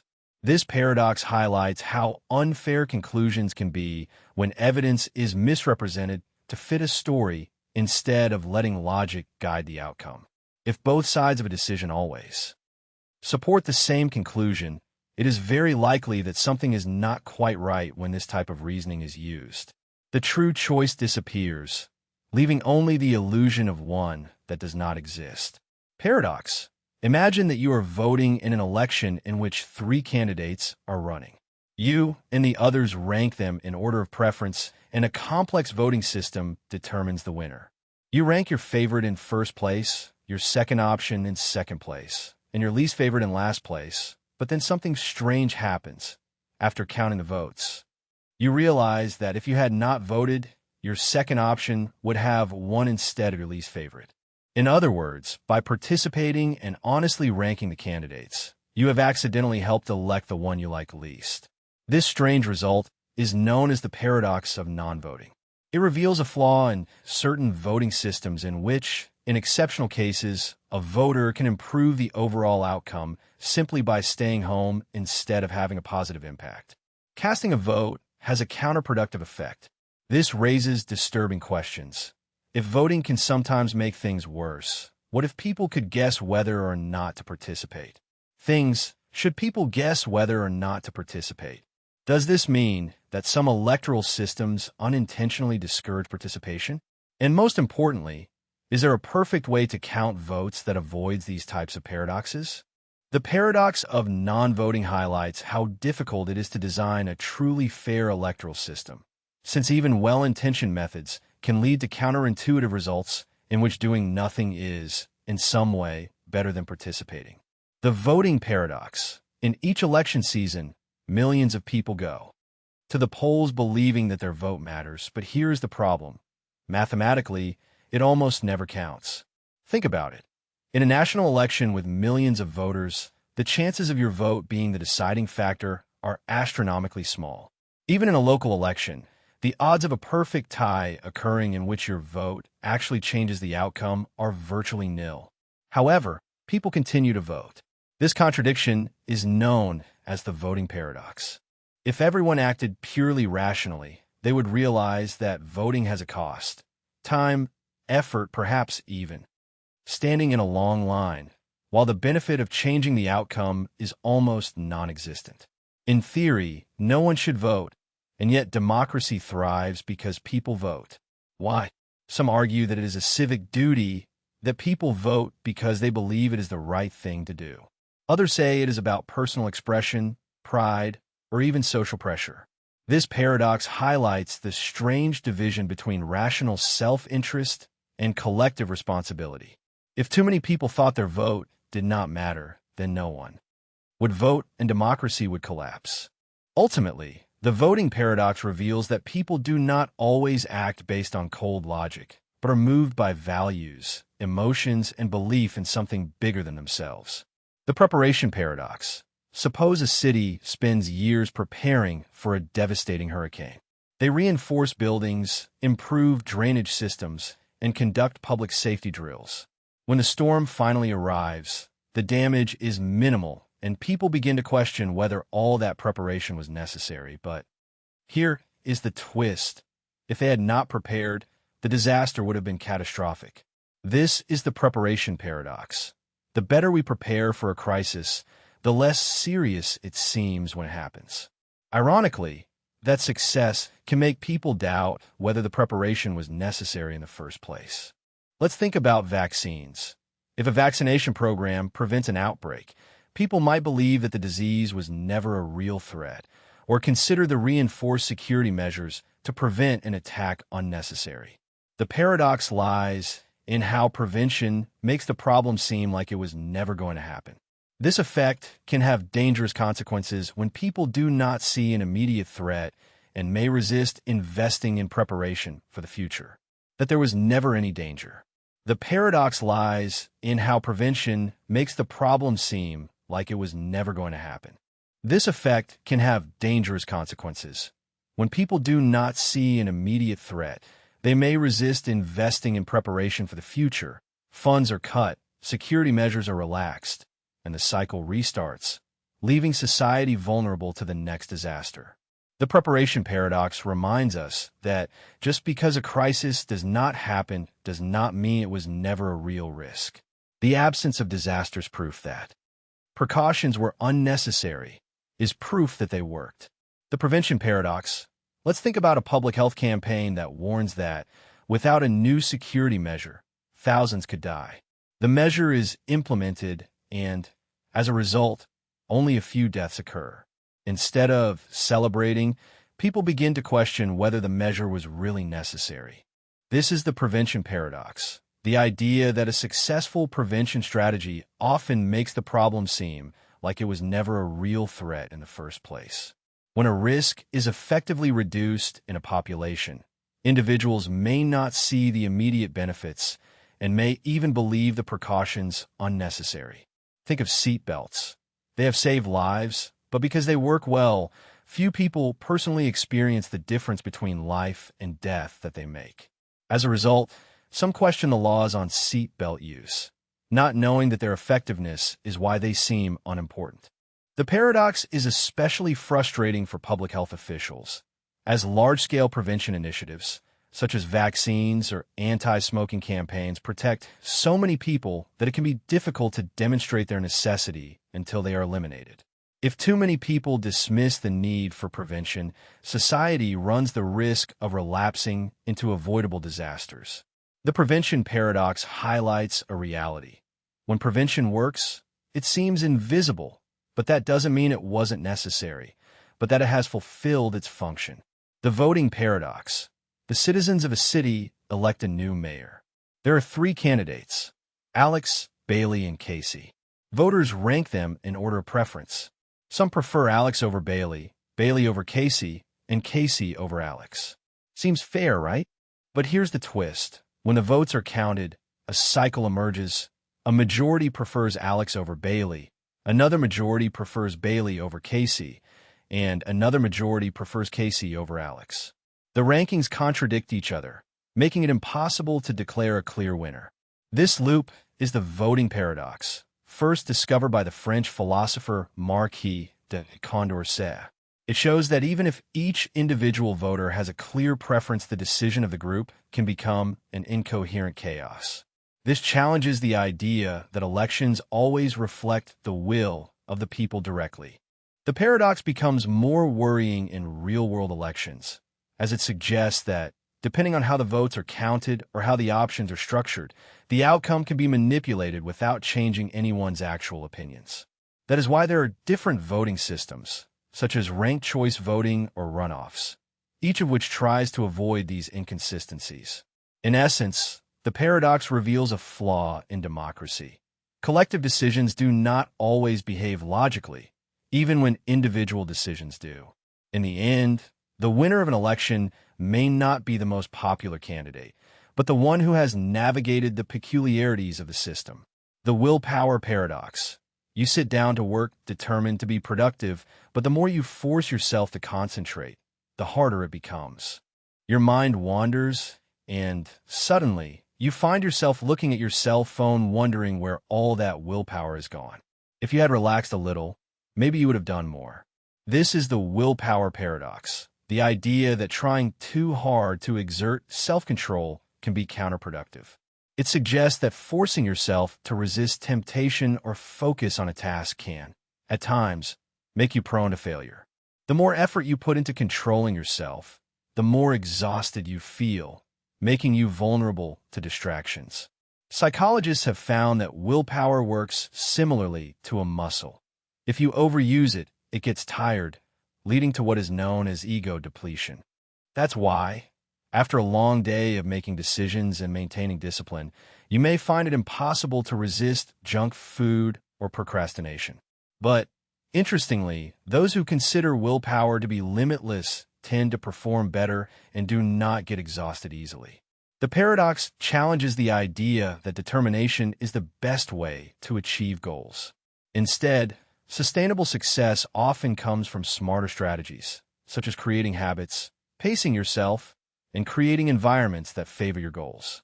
Sometimes the best way to strengthen willpower is to stop relying on it so much. Imagine you get into a time machine and travel back 50 million years. You expect to find stifling heat everywhere, since, after all, scientists say the Earth was warmer at that time. But when you get to the tropics, you are surprised that it is not as hot as today. Something doesn't add up. This is the cold tropical paradox. Geological evidence suggests that during warm periods in the past, such as the Eocene optimum, the poles were almost tropical, with palm trees in Antarctica. However, surprisingly, the tropics were not much warmer than they are now.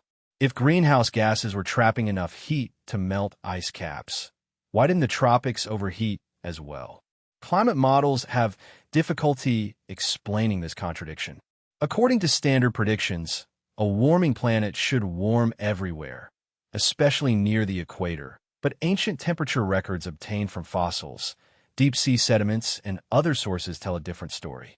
Some scientists believe that increased cloud cover or ocean currents could have acted as a thermostat, preventing excessive tropical warming.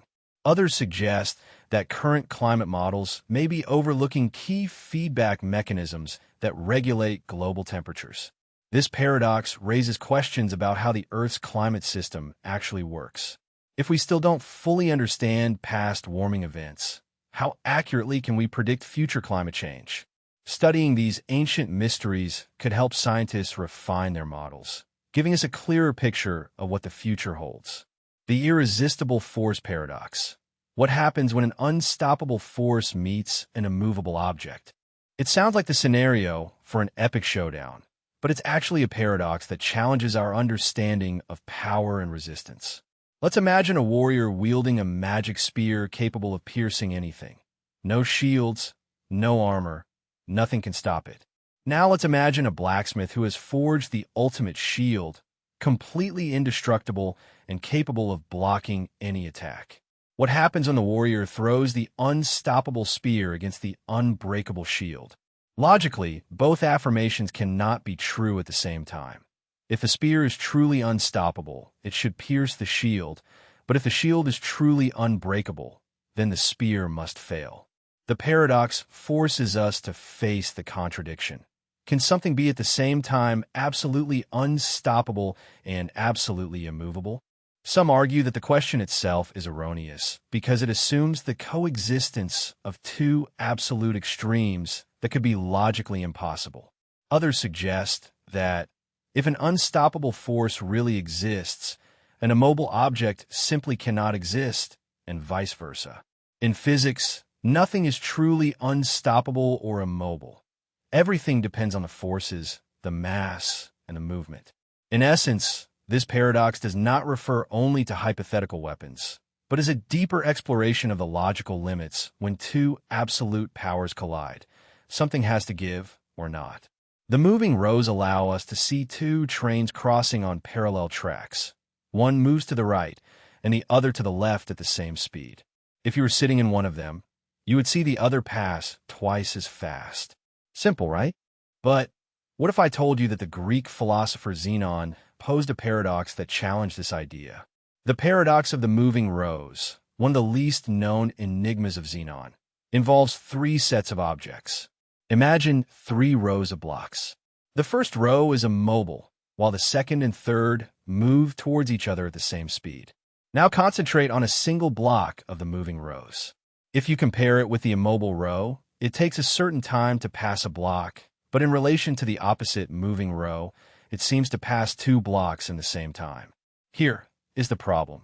If the movement is measured in terms of objects that pass, then the moving blocks somehow take the same time to pass 1 block as to pass 2, an apparent contradiction. Does this mean that our understanding of movement is wrong? The paradox highlights a misunderstanding about relative speed in ancient Greek thought. Today we solve it using modern physics. Movement is relative, and the different frames of reference change the way we perceive speed. But in the time of Zenon, the idea that movement could depend on perspective was far from obvious, which makes this another example of how his paradoxes challenge fundamental assumptions. Paradox of place. Where is the place? It sounds like a strange question, but think about it. If everything exists in a place, then that place also needs to be inside another place, and that place inside another, and so on in an apparently infinite chain of locations, is known as the paradox of place. Suppose you have a box. The box is in your room. Your room is in a house. The house is in a city, and the city is on Earth. But where is the Earth in space, and where is space? That is where things get complicated. If everything must be contained within something else, what contains the universe, and what contains that? This paradox, attributed to Aristoteles, raises a fundamental question about the nature of space itself. If each place needs a larger place to contain it, either we arrive at an infinite regression, or we have to accept that, at some point, the place ceases to make sense. Modern physics addresses this by changing the way we think about space. Instead of existing within something else, space itself can be a fundamental structure. The universe does not need to be inside anything. It simply is. But that answer may not be entirely satisfactory. After all, we're used to everything being somewhere. If the universe is not contained in something larger, where is it? The paradox forces us to rethink our basic intuitions about space and existence, showing how even the simplest questions can lead to mind-blowing enigmas. Paradox of the grain of millet. Imagine that you are in a silent room and you drop a single grain of millet. Would you hear anything? Probably not. Now, what if you dropped a handful? That would make noise, but here is the problem. If a pile of millet makes noise and a pile is just many individual grains combined, then it would make noise by itself. This ancient riddle, attributed to the Greek philosopher Zenon, challenges our understanding of perception and logic. Individually, a grain of millet seems too silent to be heard, but if enough are combined, suddenly the sound becomes perceptible. At what point does silence become noise? And if no grain contributes an audible sound, how does that change when adding more? It is a paradox of continuity, just as a single drop of water does not cause a flood, or a single hair does not make someone bald.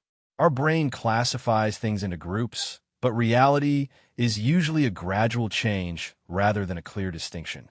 Philosophers use this paradox to question whether things like sound, weight, or even meaning itself are really measurable in absolute terms. Science suggests that the sound waves of a single grain exist, but they are too weak for our ears. But does that mean that the sound is not real, or simply that we cannot perceive it? This simple question about a falling grain reveals how complicated it is to define the border between something and nothing. Paradox of tolerance.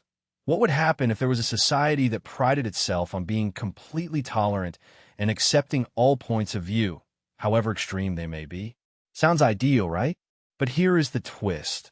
What happens when an intolerant group arises within this tolerant society?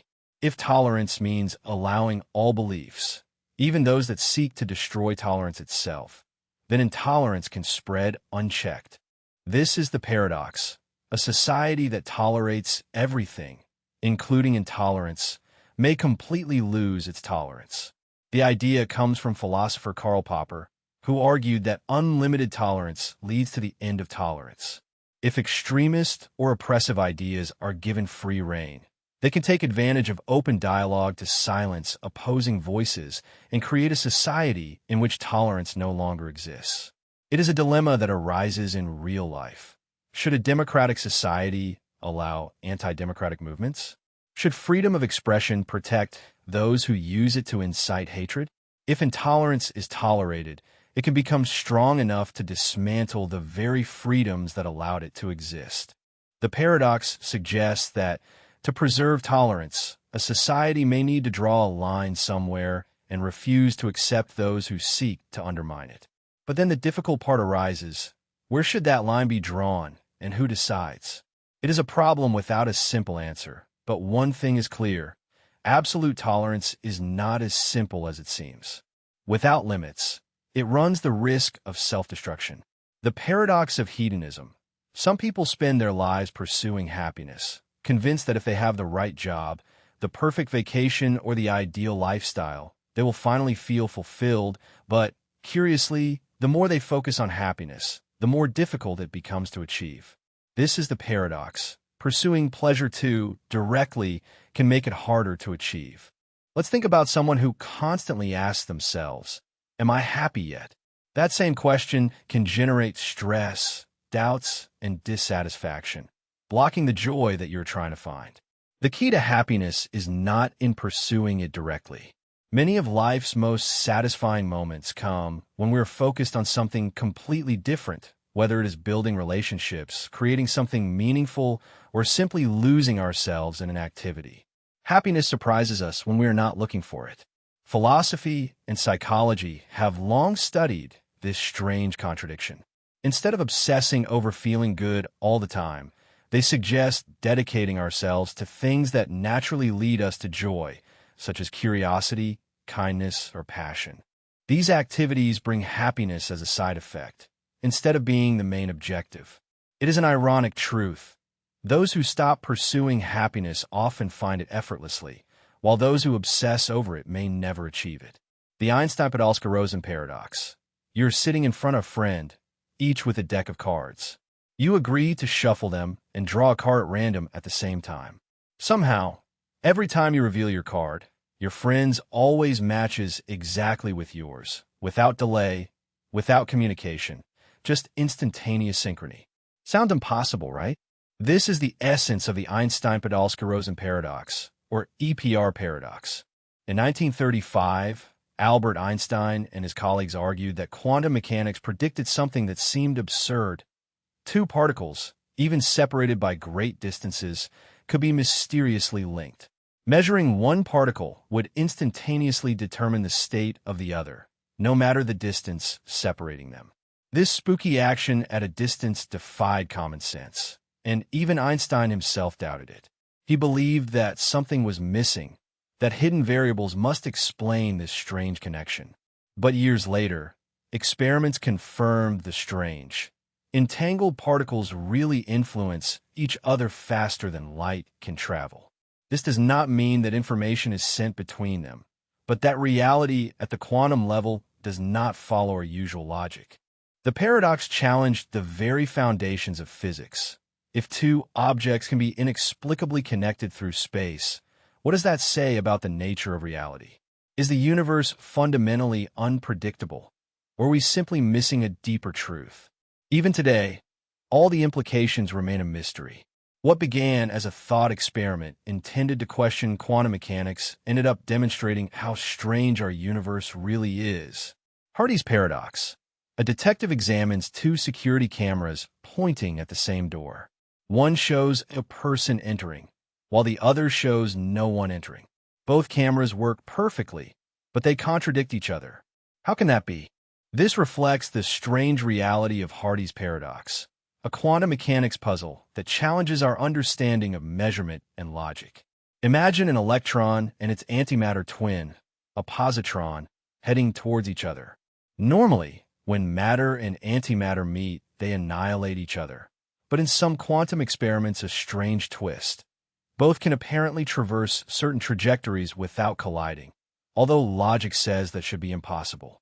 According to classical physics, if one particle takes a specific trajectory, the other must take a different one. But Hardy's paradox suggests that, in exceptional cases, both particles appear to take trajectories that they should not be able to occupy at the same time, creating a contradiction. It is as if reality were undecided until the very moment we observe it.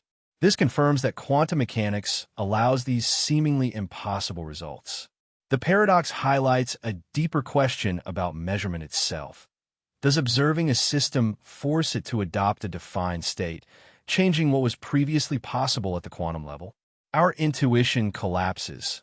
Particles behave in ways that seem absurd, but mathematics and experiments support it. Hardy's paradox is a reminder that the universe does not always follow the rules we expect. Paradox of the Vitali set. Suppose you have a long tape and want to cut it into pieces. Normally, if you follow a specific rule, like cutting it into equal pieces, you get a well-defined set of pieces.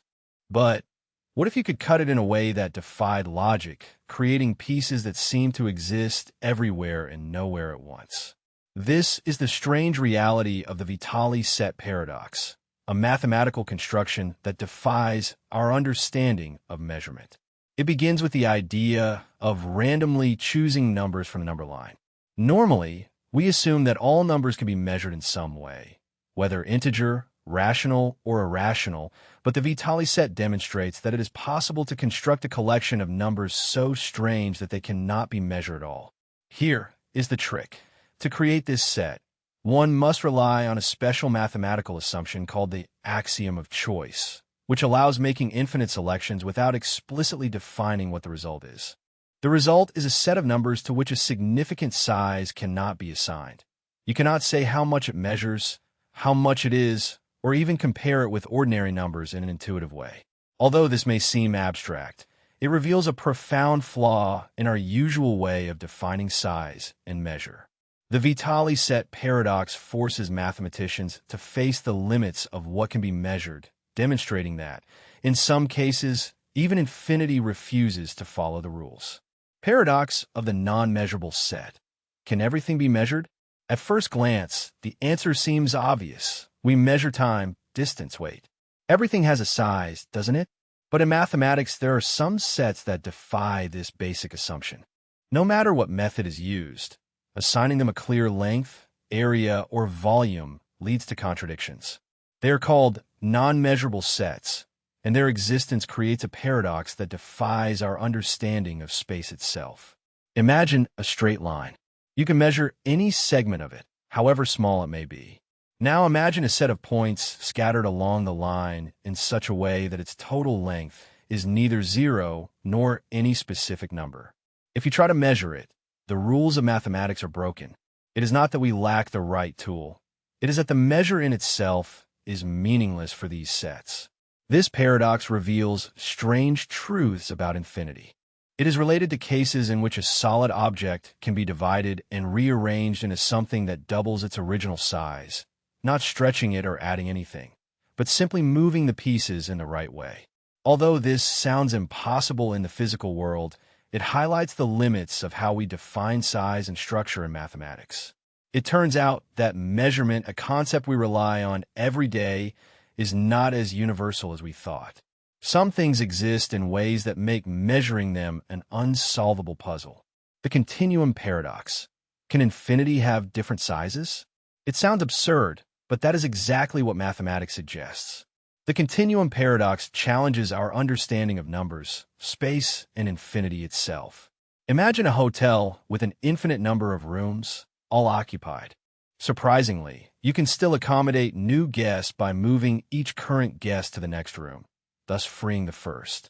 This strange logic works for what is called countable infinity, such as the set of integers, which are infinite but can be listed in order.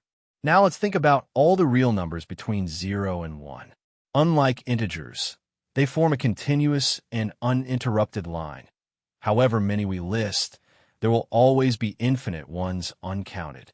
This is a larger type of infinity, so vast that it makes the previous one seem small. The paradox arises when we try to bridge the gap between these two infinities. The mathematician Cantor demonstrated that the infinity of real numbers is strictly greater than the infinity of integers. But is there a size of infinity that lies between the two? Surprisingly, no one has been able to prove whether such an intermediate infinity exists. It is one of the great unknowns of mathematics. Infinity is not just an endless concept, but comes in different forms, some more mysterious than others. The continuum paradox reminds us that even the simplest ideas, such as counting, can lead to some of the deepest mysteries of the universe. The paradox of the omniscient machine. Would you trust a machine that knows everything, even the future? Imagine a super-intelligent computer programmed to be infallible, capable of predicting all events with total precision. Sound impressive, right?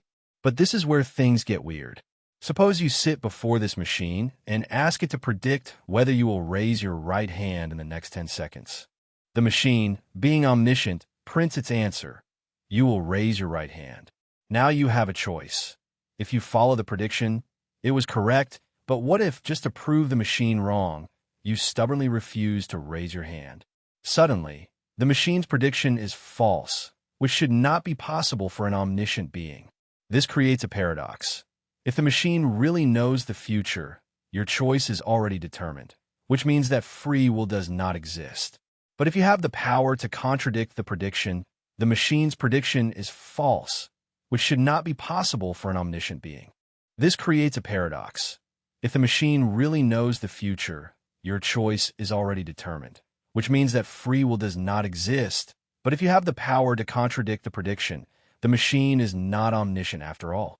Some argue that such a machine could never exist because any system that attempts to predict a conscious mind would always encounter this counter-prediction. Others propose that the machine could take into account your rebellion, predicting your attempt to defy it even before you think about it. But then, does that mean that you're simply following a script without true agency?